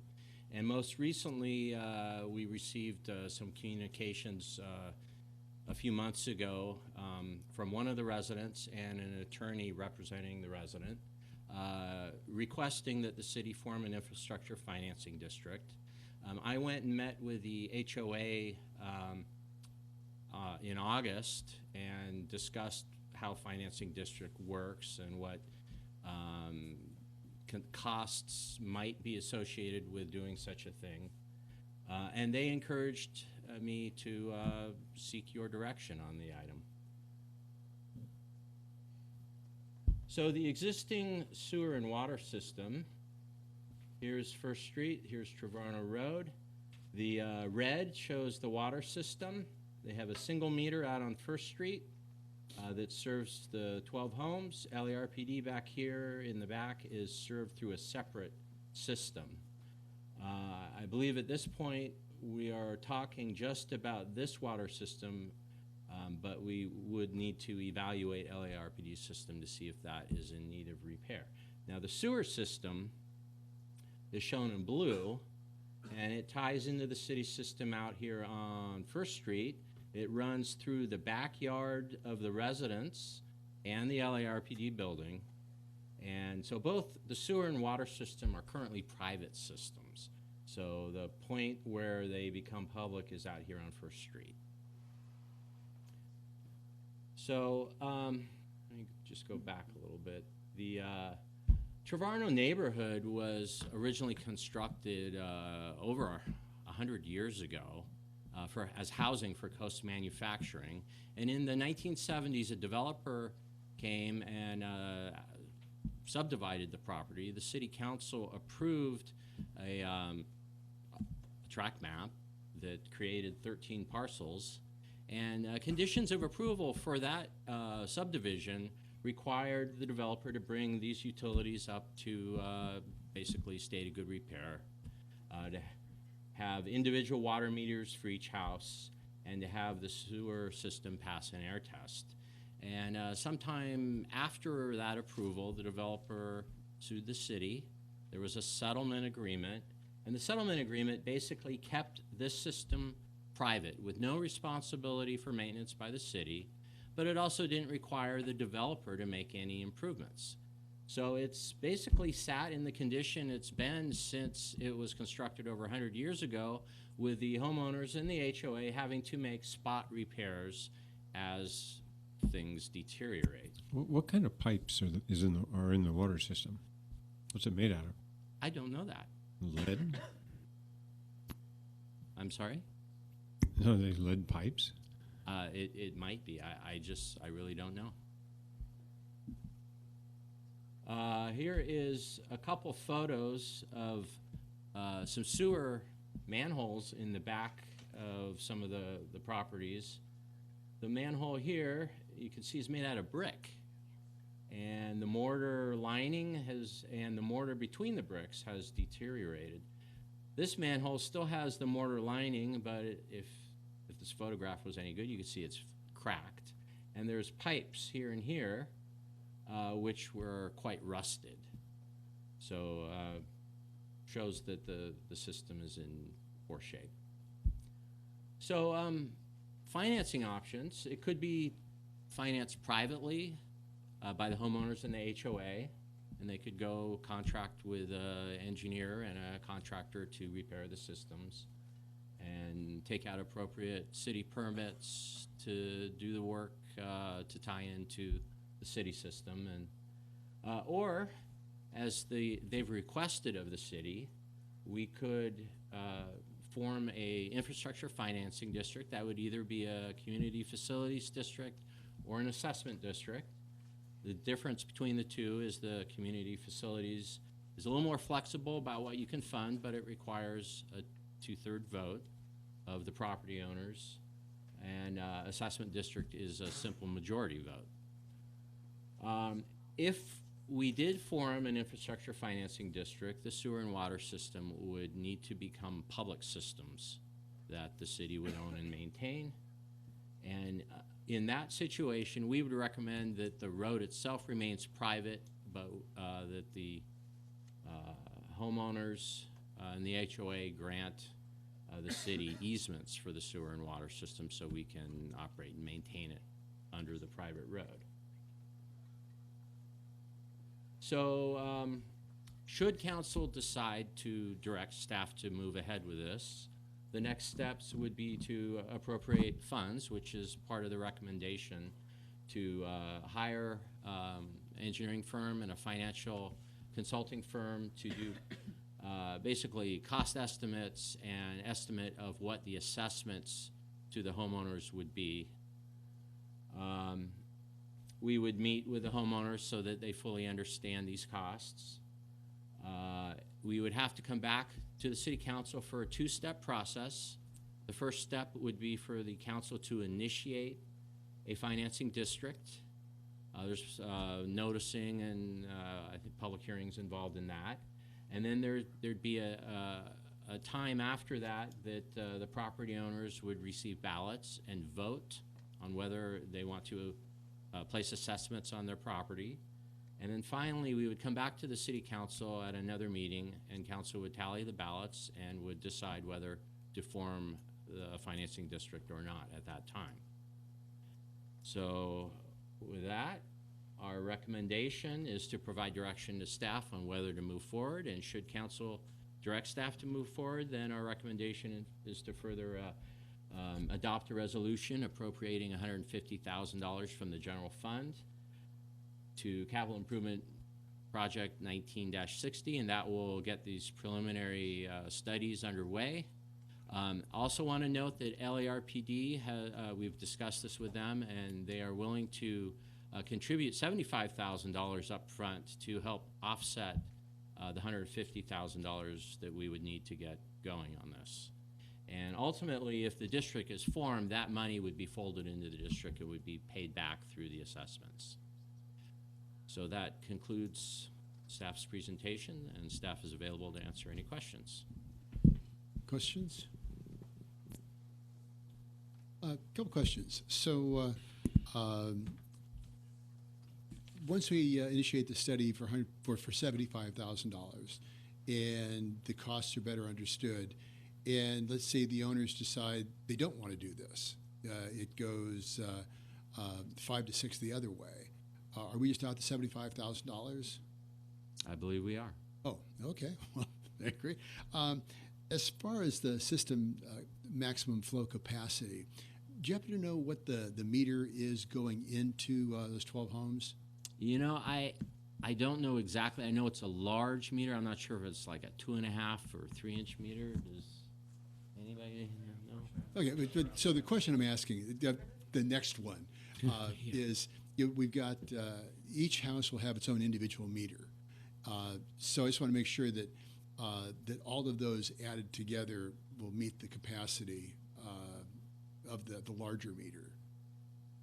And it sounds like the engineering is going to be worked out on that. Yeah, we typically use 5/8-inch meters for residential single-family projects for houses. But then if you have sprinklers, you have fire sprinklers and the like, you need a larger capacity. Yeah, so all that would be analyzed during this preliminary phase and estimated as part of the cost estimate. You know, the larger meters cost a lot more than the smaller meters, so we don't want to put in a meter that's larger than we need. Right. Will the homes be assessed a meter charge, either from Zone 7 or the city? So they would get credit. Some discussions with staff here has suggested that perhaps the city might waive the connection fee. I think a better way of doing it is we would credit for what they have. Since they're not actually intensifying the uses, they're not changing the amount of building on site, they're not changing the amount of landscaping on site. Our assumption is that actually when we install the new meters, the water use will be almost exactly the same. So since meters are generally used to deal with capacity expansions, we don't anticipate a capacity expansion going on in that. In fact, the opposite might actually occur.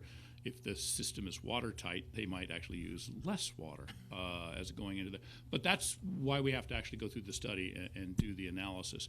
But it would be a strange outcome if for some reason they would have a capacity charged to essentially maintain their existing system. So that's what we'd be working to do, is to get that as close to balanced out as possible. Okay, that makes sense. Great, thank you. Councilmember Werner? So why does the city have to be at risk for the study? We don't. That's why we're here in front of you. We can choose to do nothing. The citizens, however, in the area are not in agreement with themselves. And so the downside is there's a potential environmental hazard, and they've come to their local government asking us to take these steps. We're trying to take reasonable steps to make sure that it's a good investment, noting that there are a majority of folks who are willing to move forward with this. But over the past 20 years, as we've had these discussions and repeatedly asked them to solve the problem themselves, they've been unable to. So that's not what I'm asking. I mean, there's the. I mean, I would recommend that they take a vote that they're willing to reimburse the city for the study, because if they can't even do that, that means they're not going to vote to do it at all.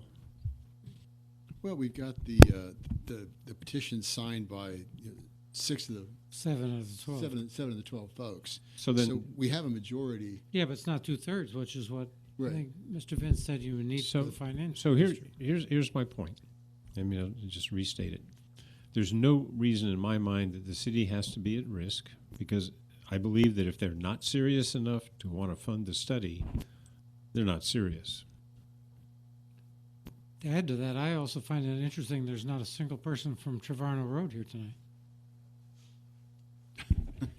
So our only challenge here, after speaking to it, is we have to then enter into a contract with each and every one of the individual homeowners willing to reimburse us. And one of the things we were trying to do is not spend an enormous amount of time negotiating contracts.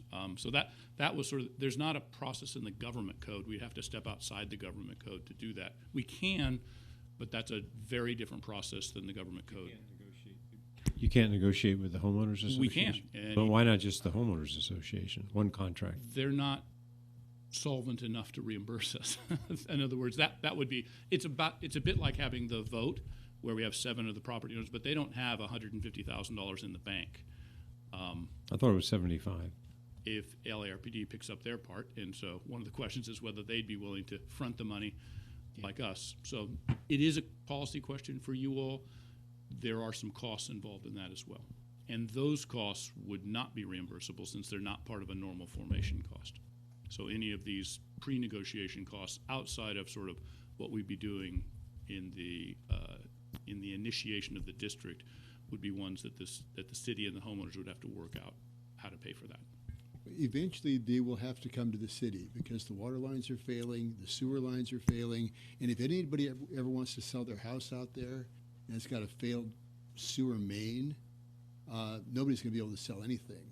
So eventually, they're going to have to come back, and that's when we get our $75,000 back. Maybe. I mean, it seems to me that it's not an unreasonable amount of money. It's public safety. It's public safety, and particularly if we're splitting it with LARPD. But I am sorely disappointed that nobody from Trevarno is here. I mean, this is just Oh, amazing. there we go. You showed up. You're late.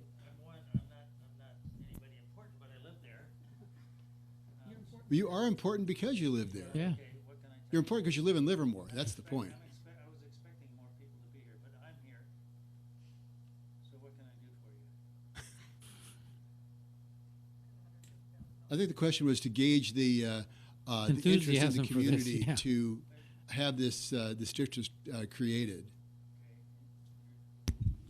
You If you wanna, could come to the lectern. come to the lectern and Sure, I'm sorry. identify yourself.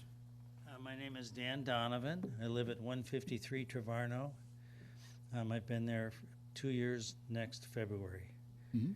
I bought one of the houses that was renovated by an architect, and it has a facade that looks like everybody else's, but it's from inside it's completely different. However, I do have the original sewer setup. My concern is that I have a cistern. Let me make sure my phone's off here. I have a cistern in my backyard that has a manhole, and everybody on the street has a manhole. And so mine is manhole size. It goes down about 6 or 8 feet. It's a brick and mortar collection for the street. In fact, in the beginning, everybody's sewer came to my property, which I was unaware of when I bought, and then it goes to the main. There have been some changes from that. However, I have ongoing issues with the problem with the system, because every month I have to go out and have to backwash it because there's some kind of obstruction in the system, and so I end up with a backwash in my house, or backup in my house. Some other people have the same systems, same cisterns, if that's the right word, and some of them have no bases. The floors are gone, and some of the sewage is actually going into the ground. That's one person's perspective. I've not investigated that, but it's another person. My house is the fourth one on the left, so there's the Oakland Highway. So these houses were all built between 1913 and 15. It doesn't matter which one it is, but I'm the fourth house on the left as you come in from First Street. So Neil is doing stuff at the same time you are, Bob. So Is this one Bob or the Vinn? other Hi, of you Bob. just We've met do. before. Hi, Bob. I met Bob Vinn at a meeting that we had. I'm the vice president of the board, probably over my head in this, but here I am. I really did. I just had a meeting with another one of the participants in this whole action, and I don't see him, so he probably got lost like I did. So, what would you like to hear from me?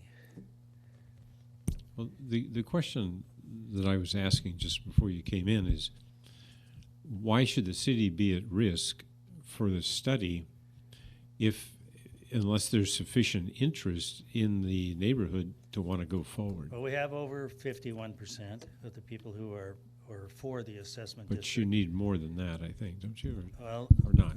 I'm really an uninformed. I'm sorry. I'm only talking because I'm from Trevarno, but the real person to talk to is probably Richard Klinick, and he was at my house earlier this evening. Said he'd be here, so I'm sort of surprised he's not. What he said to me was, if this comes up and it's over my head, which this is, he suggested that it be put off until another meeting. Is that something I can suggest and you can concur, or what? So to be clear, Well, because an I don't have assessment- answers that he's asking. An assessment district requires 50% plus one. Okay. Essentially just over 50%. A community facilities district, or CFD, is a more flexible tool, but it requires 2/3. When you did something similar in another area of the city, you used an assessment district as a tool, and you'll remember that came at just over 50% and it was passed. And I believe we have 7 out of 11. Okay. All right. That was helpful. Great. I'm really not the best representative for this. Well, You're here. yeah. Well, that makes you the best that representative. that counts. So, That's what Allen said. 90% of success is just showing up. excuse me? Oh, yeah, that's true, yeah. Okay, so are there any other questions that I can Any try to questions? answer? If not, I can certainly defer. My suggestion would be that, I don't know why Richard's not here, because we just spoke about an hour and a half ago.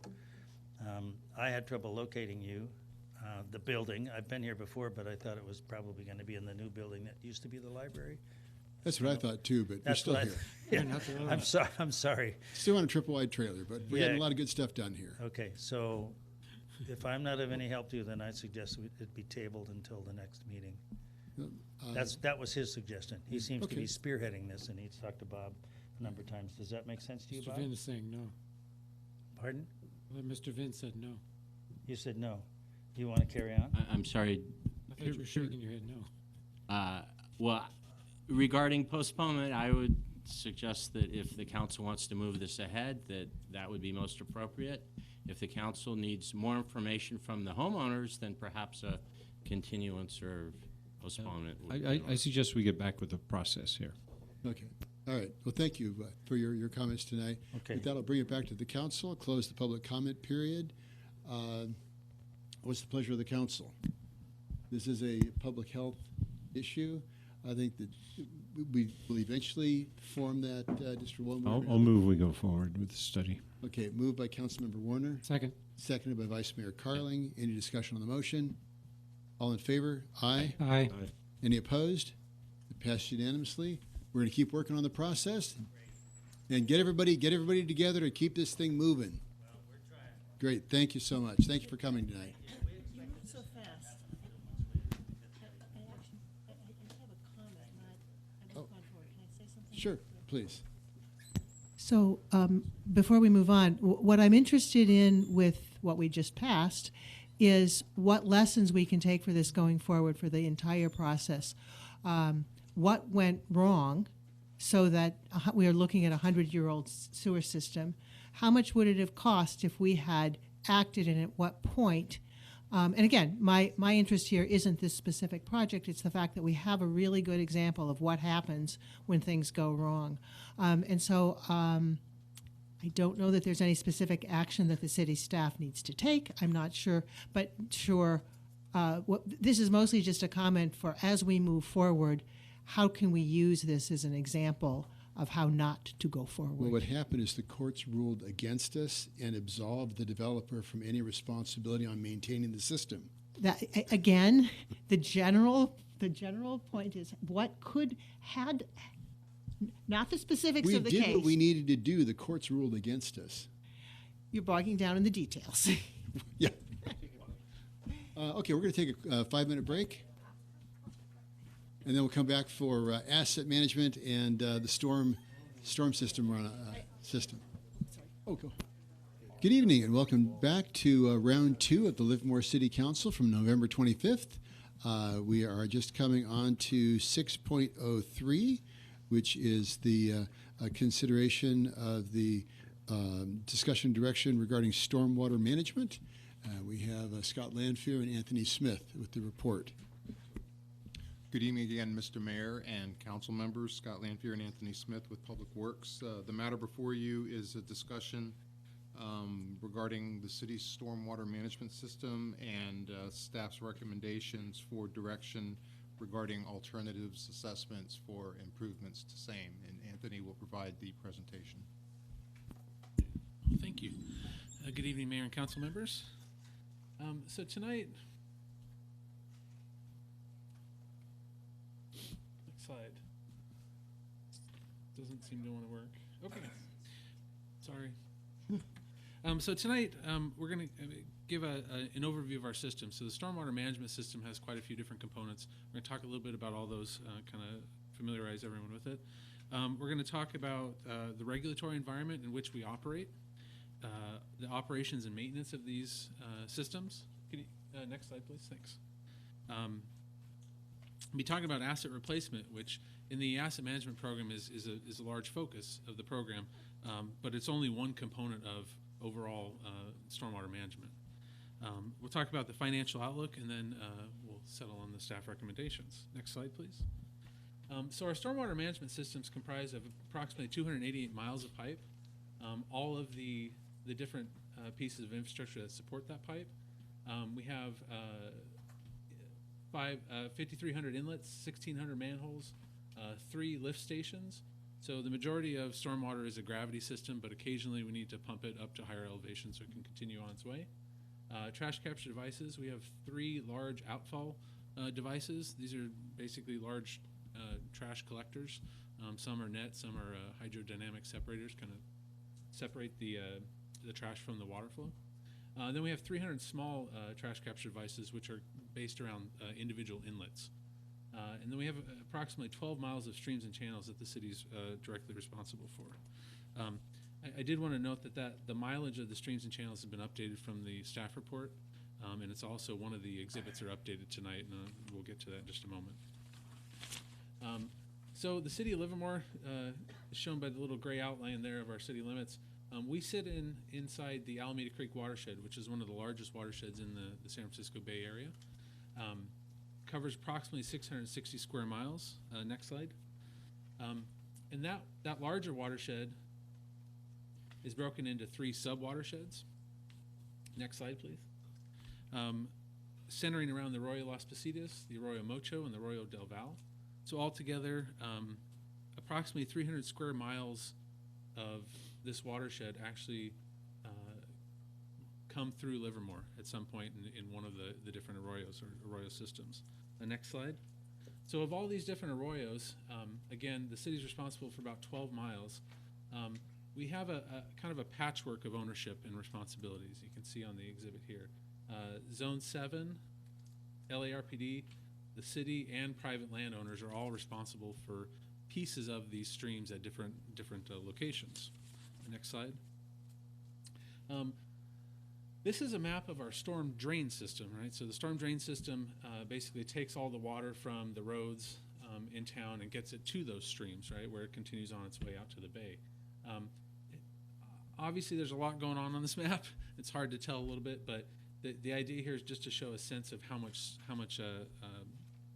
many assets we have involved in this. Next slide, please. So one of the things that the city has to do regularly is deal with the regulatory environment around stormwater. Right? Because stormwater is not treated before it gets out to the bay, it requires quite a bit of oversight. So right now the city is a member, or the city has is part of the municipal regional permit. And the municipal regional permit is essentially a stormwater permit that covers all of 9 counties of the Bay Area.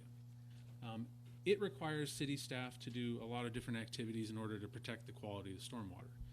Some of those things include development plan review, capital improvement projects that are required by the regulations, erosion control inspections at development projects, maintenance of trash capture devices, and public outreach. Now, all told, these activities for regulatory compliance come around 2,600 hours of staff time every year and about $900,000. I did want to note that the staff hours and the dollar figures there don't include the capital improvement projects themselves, but I did want to mention that some of those are required by the regulations. The next slide, please. On the operations and maintenance side for the storm drains, currently the city is primarily doing reactive maintenance. This is a relatively low level of service. We're spending about 1,000 staff hours per year and about $900,000 on this reactive level of maintenance. If we were to project out to where we think we should be in order to provide a higher level of service, that would require about 4,000 staff hours and about $1.8 million per year. Next slide, please. On the stream side, operations and maintenance are also reactive. Currently, city staff spend about 250 hours per year and about $285,000 on these maintenance activities. We project that we need approximately $2 million per year to properly maintain our city's streams and channels. Next slide, please. On asset replacement, the picture is even a little more upsetting, I guess. In our current 4-year CIP, we've got an average of $50,000 per year set aside for replacement of storm drain assets. Right now, staff are estimating that we need approximately $8.5 million per year. That, we're calling it full service. That's essentially replacing everything on a schedule. Right. Next slide, please. So right now, the Stormwater Enterprise Fund generates about $1 million in revenue a year. It generates that through a parcel tax known as a urban runoff fee.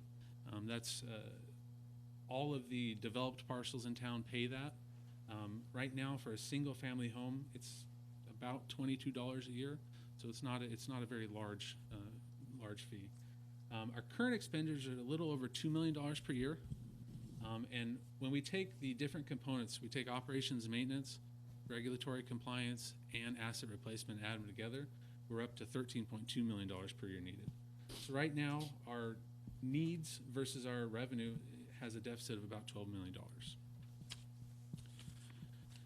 Next slide, please. This is just a quick tally of where we're at with the different components of stormwater management. So regulatory compliance, we do expect that as new regulations come on, that there will be increased expenses. But right now, based on what we have, we are complying with the regulations. On the O&M side, you can see a doubling on the storm drains from our current to our needed. On the streams, it's a much bigger jump. And of course, for the asset replacement, it's a significant jump. Next slide, please. So currently, staff are planning on doing two things that will really help us understand stormwater management a little bit better. One's to conduct a thorough asset inventory and condition assessment. So far, the information that we have is centered primarily around the information that we already have. So the estimates of replacement cost, condition assessment, everything's based on information we already have, but we know that the information, while it's good, it's not complete. And then staff are also planning on conducting a study to evaluate the impacts of various levels of service and what those might look like as far as the service to the community. Next slide. So tonight, staff is asking for the council to direct staff to investigate options for funding stormwater management, investigate regionalization of streams and channels. So this could involve potentially shifting the responsibility to another agency, perhaps Zone 7. And then also asking the council to direct staff to transfer all applicable costs to the Stormwater System Enterprise Fund. So this, we're transitioning into a period where we actually have a pretty good accounting of all the stormwater costs. We'd like to continue that as well. That concludes our presentation, and we are available for questions. Questions for the staff? Councilmember Warner? Yeah, so let me, could you translate this into costs per parcel if you were to go to the full amount needed? Well, you said something about 22 versus, so what's the impact per parcel for this to go to the what you call full service? It would, unfortunately, I don't have a real clear answer on that. A lot of it would depend on how we choose to fund it. So whether if we want to fund everything, we want to fund something in between full service, and then how we would allocate that out to the different types of parcels. So right now, the big difference, of course, is between commercial and residential. Residential all gets pretty much treated the same because it's all relatively similar, but the commercial can vary widely. Give you a sense of scale, if you have an $11 million shortfall, you have 30,000 parcels. This is not legally how you could do it, but that gives you an order of magnitude of about $360, $370 per parcel.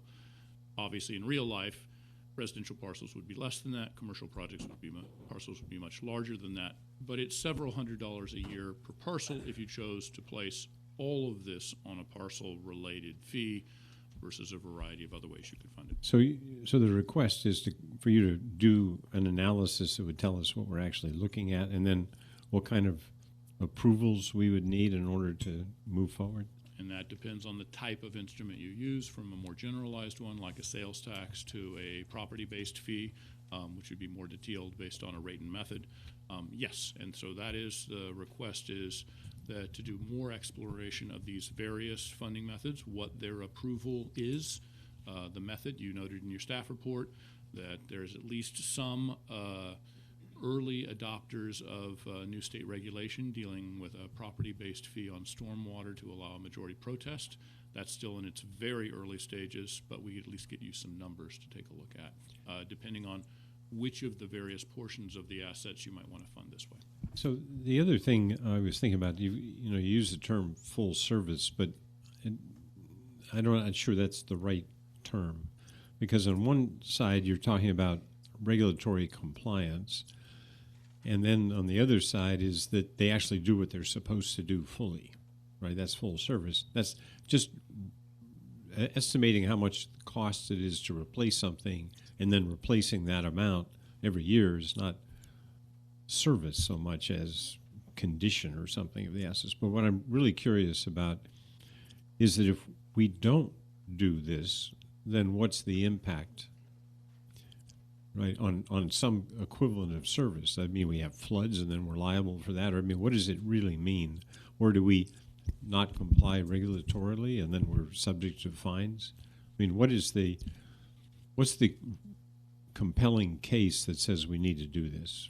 And I think you've just laid the perfect groundwork there, and that is the message we need to refine and then be able to communicate quickly and clearly, because ultimately, if you don't maintain your storm system, you have more floods, you have private property damage, you have public property or public assets which are held accountable for that, and if you don't do regulatory compliance, you can be held essentially and fined on those items. So those, I think, are things that we need to have a crisper definition of, so that in 30 or 40 seconds people get a lay of the land what we're talking about here. Yeah, so I would be in favor of you exploring what do you think we need in order to avoid issues, and then what is it we need to do to have actual levels of service, right? I mean, that's what I'm talking about. And then how does that match to the different funding options? And then the first part, of course, is building the case to get the requisite approvals so we can go forward here. And the last slightly different thing which we feel is really appropriate is to bring certain of those assets, the streams, up to an appropriate standard, and then have essentially the flood control district deal with flood control channels. And so they already have a mandate to do so, and it would deal with some of the redundancy we have where we have multiple agencies in the same space doing some of the same activities at different times. There's a really good reason historically, but that reason no longer exists, so we'd like the permission to explicitly explore that at a staff level and perhaps begin the beginnings of a conversation about what it would take to come to agreement on that. Well, it certainly seems to make sense because the stormwater is a contributes to the flood control district, so there's a real logical nexus there.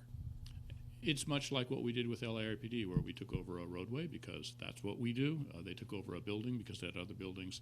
It seems like bringing those streams up to an appropriate standard and then having the maintenance going forward be the responsibility for the agency that regulatorily is responsible for those and has the mandate from their articles of incorporation would make sense. Councilmember Monroe? I have a question about the financial outlook slide. If we can, yeah, there we go. So that it looks to me, what I was particularly struck by was the asset replacement for the $50,000 versus the $8,500,000. We're short. Thank you. But is that a one-time cost and the others are ongoing costs? Our estimates are that these would be ongoing costs. So all of it's ongoing. Yeah. So like any other part of the asset management program, there'd be peaks and valleys. We'd be spending lots of money in one year and nothing in the next. Okay. And so this is just a snapshot of the current CIP. It doesn't take into account our spending, over the last 10 years. Okay. So, and then the other question is, if I just look at the current the bottom line totals, you said $22 per family or per parcel or more or less, and then let's make that 14. That's about like 150 as opposed to 22. Is that a correct way to think about it? Because you said a couple hundred, several hundred, and I'm not getting the several hundred from that, and I'm probably doing it wrong. But you understand the question? It has to do with what number you're trying to get to. If you're trying to get to a $13.2 million, and remember, the $2.1 million is not what we're getting. That's what we're spending. Oh, right. We're actually receiving, essentially, about $1 million. So it no, I had gotten that wrong. Okay. So, okay, thank you. Any other questions? On the last slide, you talk about transfer all applicable costs to the Stormwater System Enterprise Fund. We don't currently have one of those. So we do have a stormwater system enterprise fund, but again, it only has $1 million of revenue every year. Right, that's the $22. Exactly, yeah. Right. So we've been eating into the reserves that we've created over time, and as we essentially some of these costs have been borne other places in the city's budget, like in the general fund. So we're trying to get everything together, but of course that. So we could augment that with either a CFD, Community Facilities District, or perhaps increasing the parcel tax. Yeah. And part of that, obviously, part of this is making sure we have really good information. So one of the first questions is, what are we actually spending on stormwater, capturing that all in one place? Previously, because this fund had no revenue, we were capturing the costs in a variety of different places in your various funds, which had the effect of essentially camouflaging how much we were actually spending on this asset. So putting all of both those revenues and all of those costs all in the same place, and actually noting then further with additional study what we need, it's the very first part of getting all of the information so that people have a good snapshot, then making the compelling case of where do we want to be on what we're going to accomplish in the future, and what revenue sources do we wish to consider. Yeah, because the enterprise fund was somewhat of a misnomer, because for me, enterprise fund means that it collects the money that you need to support the enterprise, like our water enterprise, the golf course, and the airport enterprise. So it's much more like golf. But it's only much worse than the golf. But yeah, so it's obviously not bringing in near what it is, what's needed.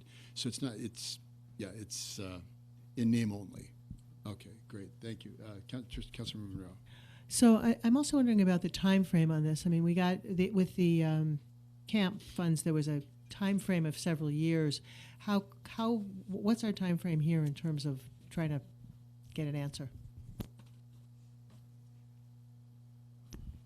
The first portion of the answer to that question would be getting through this first year of public outreach. Obviously, storm drainage is the biggest component of the asset management program, so that would be a part of that. I would envision it would at least be ultimately a multi-year process. We could certainly get information along the way and update council as we get that information, but getting to the point where I think we're making ultimate decisions on the long-term standings of the program, that would be a year plus process. Any further questions? Okay, I do have a card for 6.04. Mr. Scott?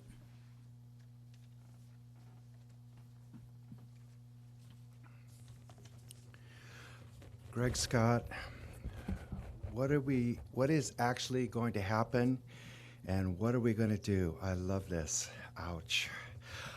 You all approved the Garaventa development, if I remember unanimously, on a 100-year hydrologic data set. Ouch. Problem with that is an arc storm is not in that data set. What's an arc storm? ARK storm. It's an atmospheric river. K is for 1,000, as in 1,000-year storm. What's the problem with that terminology? Well, it happens more frequently in 1,000 years when we go back into sediment records, dendrology of trees, and that sort of thing. The last arc storm, well, Robert Livermore's son knew where to build his house in 1862 because the last arc storm was December of 1861 into January of 1862. It rained for 40 days. Much of Northern California got 10 feet of rain. Los Angeles got over 5 feet of rain. It probably got at least 7 or 8 feet of rain here. The other arc storms in the previous centuries, that was a mild arc storm. If you remember your California history, Sacramento flooded. They had to move the capital to Benicia, and the state was just flooded. So what can actually happen? Ouch. Are we really planning for this? The other little problem, and it's research in a journal, it's Geophysical Letters, recent research. The woman that headed up is out of Georgia Tech. And her research team, what they did is they went, it's called the ENSO, it's a El Nino Southern Oscillation, and it occurs in the South Pacific. And she went to these 3 islands, the team, and they drill into coral underwater. It's quite elaborate. And they also drill on the islands and fossilize coral. And what the research is telling them from isotope oxygen-18 is that during the industrial period of the humans adding carbon to the atmosphere, the oscillations, the El Nino Southern Oscillation is getting more intense in its oscillations from 1750, 1780, and much more intense now because of the larger carbon dioxide emissions. Carbon dioxide emissions have increased 60% since 1990. They're projected to increase 40% in the next 12 years. What does this mean as far as the oscillation? We're going to see much more extreme rain, as in potentially much more extreme arc storms. We're going to see more extreme droughts and longer periods of droughts. We're going to see more extremes from what we're doing. Are we really planning for this? How are we planning for this if we're only considering 100-year hydrologic data sets?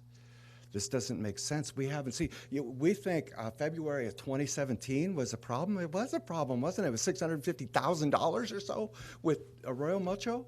That would be nothing compared to what we can see what's coming. Thank you, Mr. Scott. Close the public comment period. Bring it back to the council. What's the pleasure of the council? Do you have a motion? I'll move. So, The staff recommendations, right? I move that the staff investigate options for funding, investigate regionalization of streams and channels, and investigate transferring all applicable costs.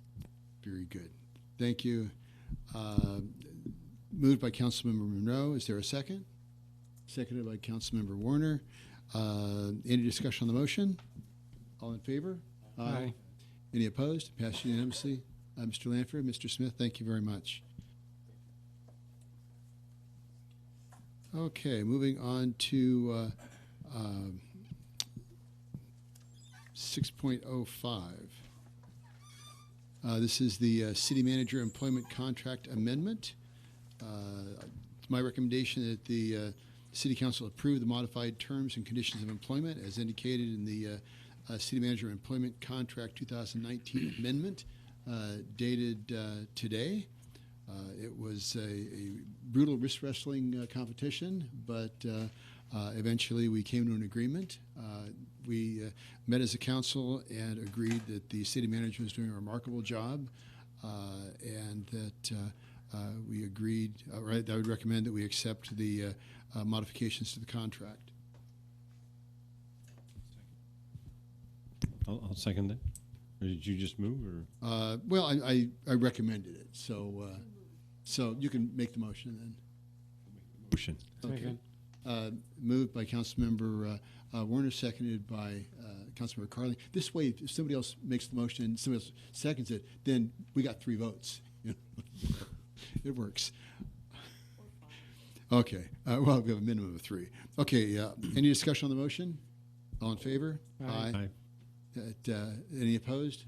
Passed unanimously. Again, as you heard in the evaluation, we think you did a great job. So thank you ever so much.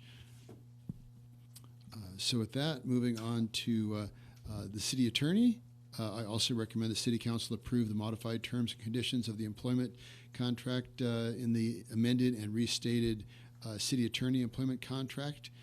Again, when we met with council, recognized that the city attorney is doing a remarkable job. It's you're dancing as fast as you can, and there's a lot of balls that you're keeping in the air at the same time. So I certainly appreciate all of those efforts. So with that, I'll entertain a motion. This side of the table, I so move. Okay, moved by I'll Councilmember second. Monroe, seconded by Councilmember Coomber. Any discussion of that motion? All in favor? Aye. Any opposed? That also passes unanimously. Thank you very much. So with that, moving on to matters for consideration and council reports. Councilmember Coomber. I have nothing to initiate and just too many doctor's appointments this month. I've attended a LAV to Finance Committee meeting, and that was about the extent of my activity this month. All right, very good. Councilmember Monroe. So I had a couple of things that I wanted to say earlier, and then I wanted to add a couple. I find it really interesting that the Airbnb and shared rentals. I don't know what the I can't remember the technical term, but Airbnbs, short-term. Thank you. That rentals is coming up on both sides, and I'm glad to see that this is something that the city is already taking under advisement. I am wondering if, as part of that, we have some kind of a public forum to have discussion. I don't know that we need to. I know that this is, but I know it's something going forward. I did want to, after the, WELO update. We had a little, the discussion about including perhaps pollinators and more broad ecological thinking around that as we go forward into the climate. I think that would be under the Climate Action Plan. I just want to encourage that to be put forward. And then I always want to mention, as we're coming up into 2020, hashtag Census 2020. Everybody, hashtag Census 2020. If you can volunteer, if you can help, and especially make sure that everybody needs to be counted. So those are sort of the preliminary messages. And then I had some other things to say. I was ill, had a family reunion. So there's a number of meetings that I would have attended that were covered by others. And I wanted to say thank you to Councilmember Warner and Vice Mayor Carling for attending LCAC and the East Bay Community Choice. And then there were several commemorative events that I did manage to attend, but others will speak about those. What I really wanted to reflect on is I'm just about at my year anniversary as a council member, and I wanted to think a little bit about the past and the future, so I'm going to subject you to those thoughts. So first of all, it's been an amazing year. This is what happened tonight in terms of the variety of things that we covered was remarkable. And that isn't even the highest lift for me this year. The area that I've learned the most about and that I'd really encourage every community member to learn more about is land use. I participated in thinking about that regionally. How do we build a future where we have housing near jobs, connected by adequate transportation options? How do you think about resources within that, amenities, and infrastructure, which we did look at today? How do we maintain these systems and places that benefit us? Who pays? Because, as I said earlier, there's no such thing as a free lunch. And how does that happen in a collaborative and coherent way? So these are questions that I hadn't really thought about in any. I'd taken them for granted up until a little while ago, and this year it's been a real education. I think the thing that's most interesting to me is how we express heart and soul, who we are, what our heart and soul is. It doesn't happen accidentally. We all love Livermore. It's something that we're known for. What I hadn't appreciated was that part of the reason for that is that we have an incredible city planning process. The downtown project exemplifies this, but it's by no means the only example. There's a coherence to what Livermore is, and that comes from a long tradition of, again, city planning. So this was brought home to me by a family trip to a city that shall remain nameless for obvious reasons. It's a little bit economically depressed, and you can kind of feel that depression in the air. But more than that, it really lacks the coherence that Livermore has. There's 4-lane roads, one way each direction. There's 35-mile speed limits. I'm not quite sure how those things go together. Right near narrower business streets, and near those streets, there's barely paved roads. Some neighborhoods are suburban. Some seem to have had houses plunked down at random. It was really confusing. I've visited this city many times, but I've never understood why it has felt so confusing and so depressing. And in this past year, I've learned this new language for land use and a new way of understanding how we can design and build cities. It's not through the ballot box or in a laissez-faire, I've forgotten my French, whatever goes approach.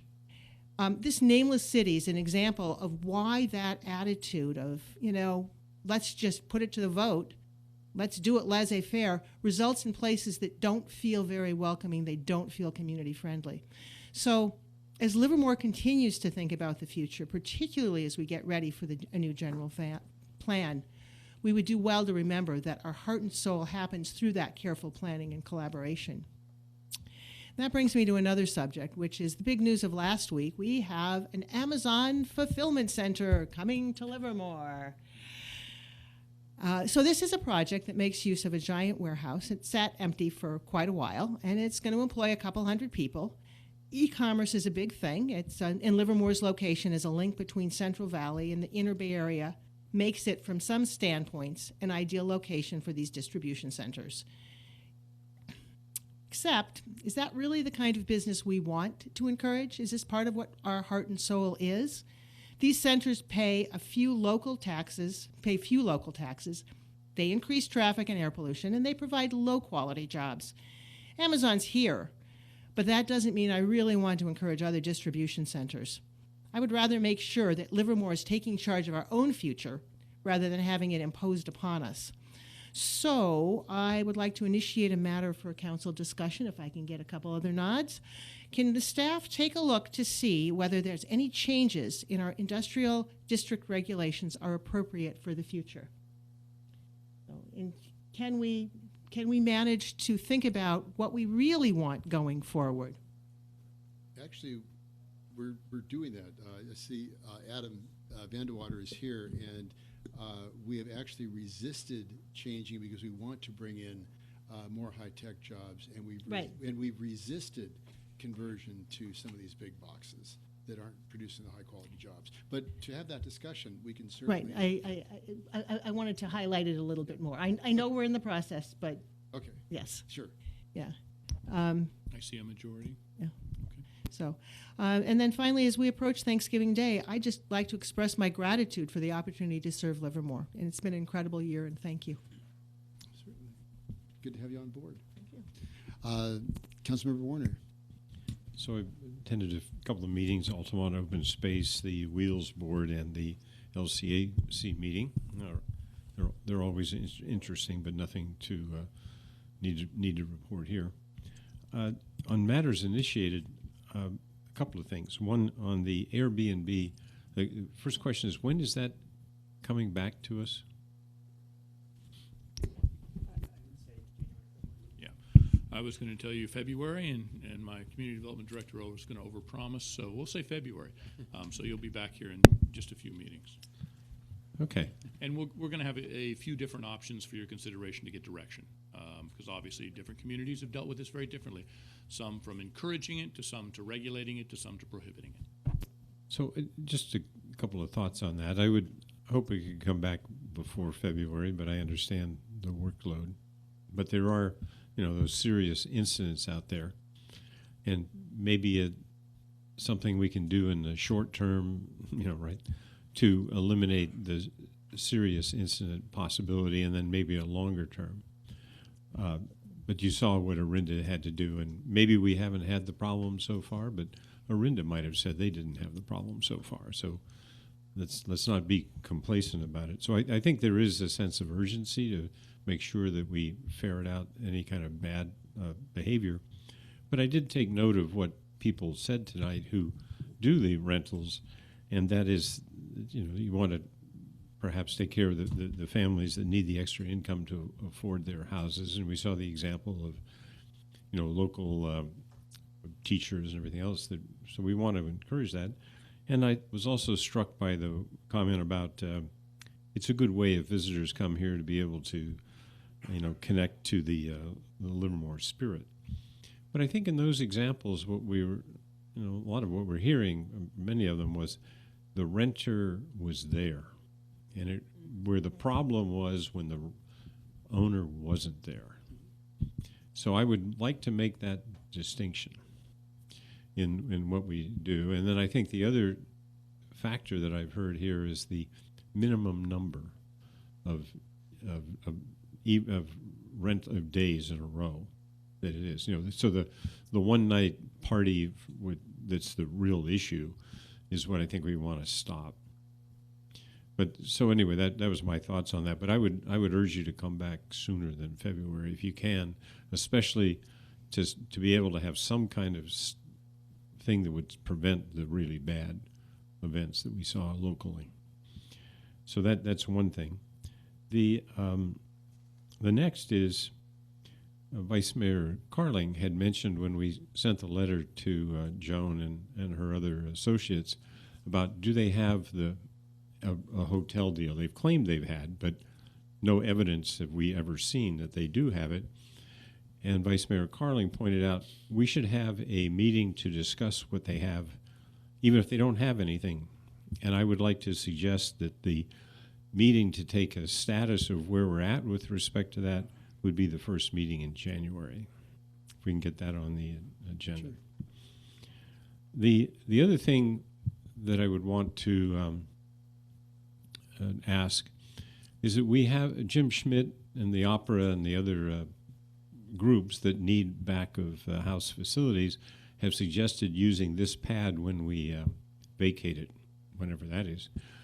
And but we know in the meantime, and because we've also initiated the overnight parking that's rotating around, I would like to request that staff work with Jim Schmidt and the others that are proposing the back of the house facility here, so that in the design that the restrooms associated with that are set up in such a way that even when that building, say it does come to pass here, could accommodate the rotating overnight parking. 'Cause you get others, so that I think that would be a good use. We have the parking lot, we'll have the facilities, and this isn't something that would interfere with the back of the house shop area. So I think it would be a good dual use. So I'd like that to be explored. And then finally, it just struck me, I saw a lot of email traffic about the all the cut-through traffic, especially going out Tesla Road. And my question is, and it's not super urgent, but I would like to get it in your do list at some point, to answer the question, are we doing everything we can to discourage that cut-through traffic? Is there anything that we haven't implemented that we could?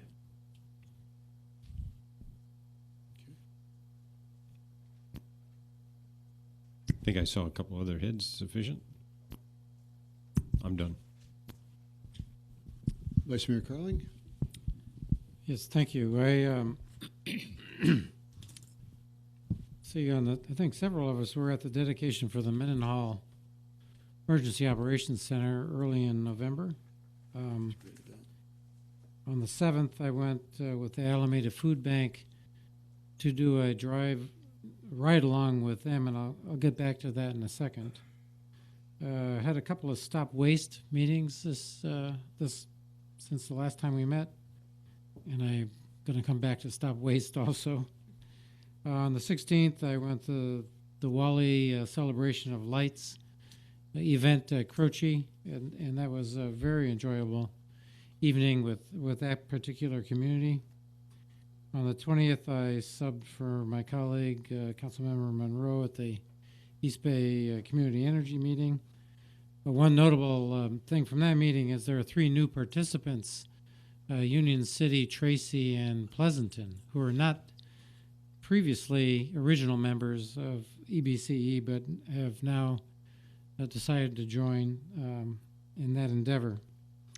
And then on the 21st, the mayor and I attended the Livermore Police Department volunteer recognition dinner, which was really a very nice event. And I think we thought we had just done this a few months ago, but it turned out to have been a whole year.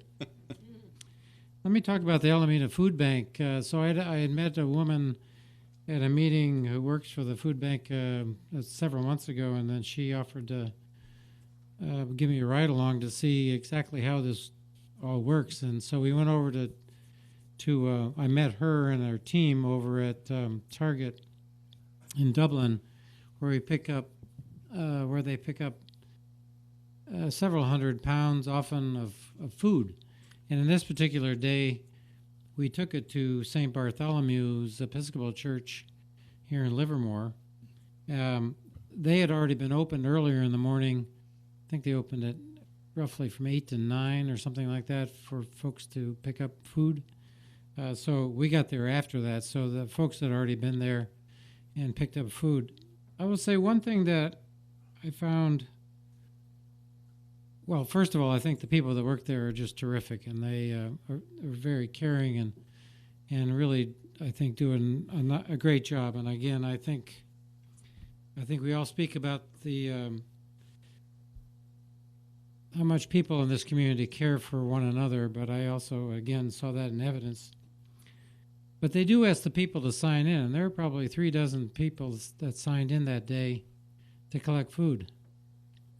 And I was surprised that the major ethnic group was Asian.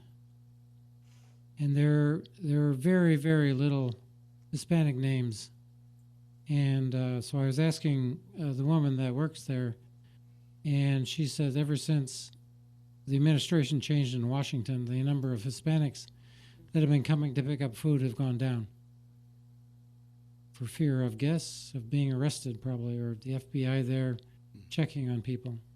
So I was really quite shocked. I'll bet of the 30 or 3 dozen, I'll bet at least 2/3 had Asian last names. Stop Waste. So Stop Waste is asking each of the jurisdictions in Alameda County, so each of the cities, if they'd be interested in considering a reusable foodware ordinance. And they've asked me to ask the pleasure of our council as to whether or not this would be a priority or not. And I'll just run through some of the criteria here that Stop Waste is thinking about, so don't start nodding or shaking your heads just yet. So first of all, is it a priority or not to do that? Secondly, would you think about it being county-wide or a model for the city to adopt? And there are pluses and minuses for both of those. And just to give a sense of what they're thinking about, is it would be reusable foodware for dine-in restaurants. For single use, like fast food outlets, it would be food containers that are BPI compostable. And then lastly, that other things like straws and other accessories are on demand. You would only get those on demand. Now, I've already sent this information to the city manager, and my request is if we could, looking for nodding, to have this discussion, I think, in our January meeting. So that's what I'm looking for, approval tonight, is to have this discussion on the agenda so we can have it out in the public for our January meeting. Second meeting in January? Up to no, it has to be the first It has meeting. to be the first so that you 'Cause I can have to give report direction to your back. voting member to return to them. What's our schedule look like? So we can get this done. We can get since your vice mayor has already given us a heads up, we already have a lot of the information. It really does boil down to some policy direction on a couple of different approaches to. Because that's the second thing tonight that's gotten on to January. Yes, it's a busy meeting already. We'll have breakfast afterwards, right? All right. Feel like a Great for the Dead concert. So we good with that, or sure? I think we've got more than. Thank you. All right. Then? Okay, great. All right. Well, as the Vice Mayor mentioned, it was the 150th anniversary of the founding of the city of Livermore. That was November 2nd. We had the celebrations. Everybody could come, but it's actually November 4th was the 150th anniversary. On the 12th, I was at the Bankhead Theater for their solar celebration. They installed solar cells on top of the theater, and that was one of those landmark events. On the 13th, there was the Alameda County Mayor's Conference. It was in Oakland. We got an update on the new A's stadium that's proposed for Howard Terminal at Jack London Square. On the 16th, I was at the 100th anniversary celebration of the American Legion. They had a great series of displays at our Veterans Hall. On the 18th, I participated in the Innovation Tri-Valley Visioning Summit. Probably a couple hundred leaders were there, and we broke up into groups. We heard from a number of futurists, and were given several different future scenarios, and it was up to the groups to develop strategies whereby the Tri-Valley would still thrive. So very interesting to see how people worked together on that. On the 19th, I was at the dedication for Flying Kites. That was Kevin Robb's sculpture, and it's right over there in front of our new Emergency Operations Center and Council Chamber. It's by Kevin Robb, and Cynthia Patton was there to provide a poem for the event. And on the 20th, Councilmember Werner and I were at the LAVMA meeting, the Livermore Amador Valley Water Management Authority. and got an update on the operations plans that we've got, and also the executive director's report. As Vice Mayor mentioned, I was at the PD volunteer appreciation dinner. That was a great event. And this morning was at the City Serve prayer breakfast. There were a couple of hundred community leaders that came together to really celebrate the great work that City Serve is doing in the Tri-Valley. And City Serve has just moved to a new facility right here in Livermore at our Community Service Center. So they do some tremendous work in the community. They've got a lot of volunteers and really doing some great work meeting the needs for the Tri-Valley. As you pointed out, there's a lot of need here. And it comes down to how do we best use the limited resources that we have. With regards to, since I'm the last one, we're not discussing it, but as we heard from a number of the folks who were talking about the Airbnb, it was the problem seemed to be with the ones that are not hosted, whereas if it is hosted, we heard from a number of the speakers tonight that they really enjoyed interacting with their guests. So I think that's a real key and a real difference is when the host is there, they can keep down the noise and the negative impacts. It's when it's not hosted that things can get out of hand. I would also suggest that, as I mentioned earlier, we have the giving tree in the lobby of the police department. Suggest anybody wants to come down and take a couple tags and donate to that. Also, a question for Councilmember Warner. Have you, what was it, 6 months ago, I appointed you the council liaison to LVPAC, and we got an update today. Have you actually attended a meeting of LVPAC? I was invited to show up after they had adjourned their board meeting. Okay, so you've still not actually attended a meeting? No, not okay. yet. All right. And they, received an email saying, well, they had a lot on the agenda, so they couldn't have me show up this last time. But but the point is not to disrupt any kind of meeting, but to actually be present in the meetings and begin the relationship. So in the other examples of where we're on various liaisons to boards, we show up and it's every time independent of what's on the agenda. It's not something specific to a council member's attendance. So no, they haven't gotten around to that thought yet. Okay, so personally, I think that members of the LVPAC board come and speak to this council frequently, and I think that it helps to create a dialogue with the board. So I think that would only be beneficial. So what I am proposing to do is to write a letter to LVPAC asking for the reasons why the city-appointed liaison has not been able to attend any meeting. And in that letter, I would also, as I said, it helps to have this dialogue, this communication. 2 years ago, the city council considered requests for proposals for a black box theater, and we accepted. So just, if I could just, so you want me to write? No, I'll write the letter. Oh, okay. No, I'm just, so normally I write letters that support policies that we've already adopted. And this is going to be seeking information from LVPAC because I think it would help us to have a better dialogue. Also, helping to have that dialogue. About 2 years ago, the city of Livermore considered requests for proposals for a black box theater.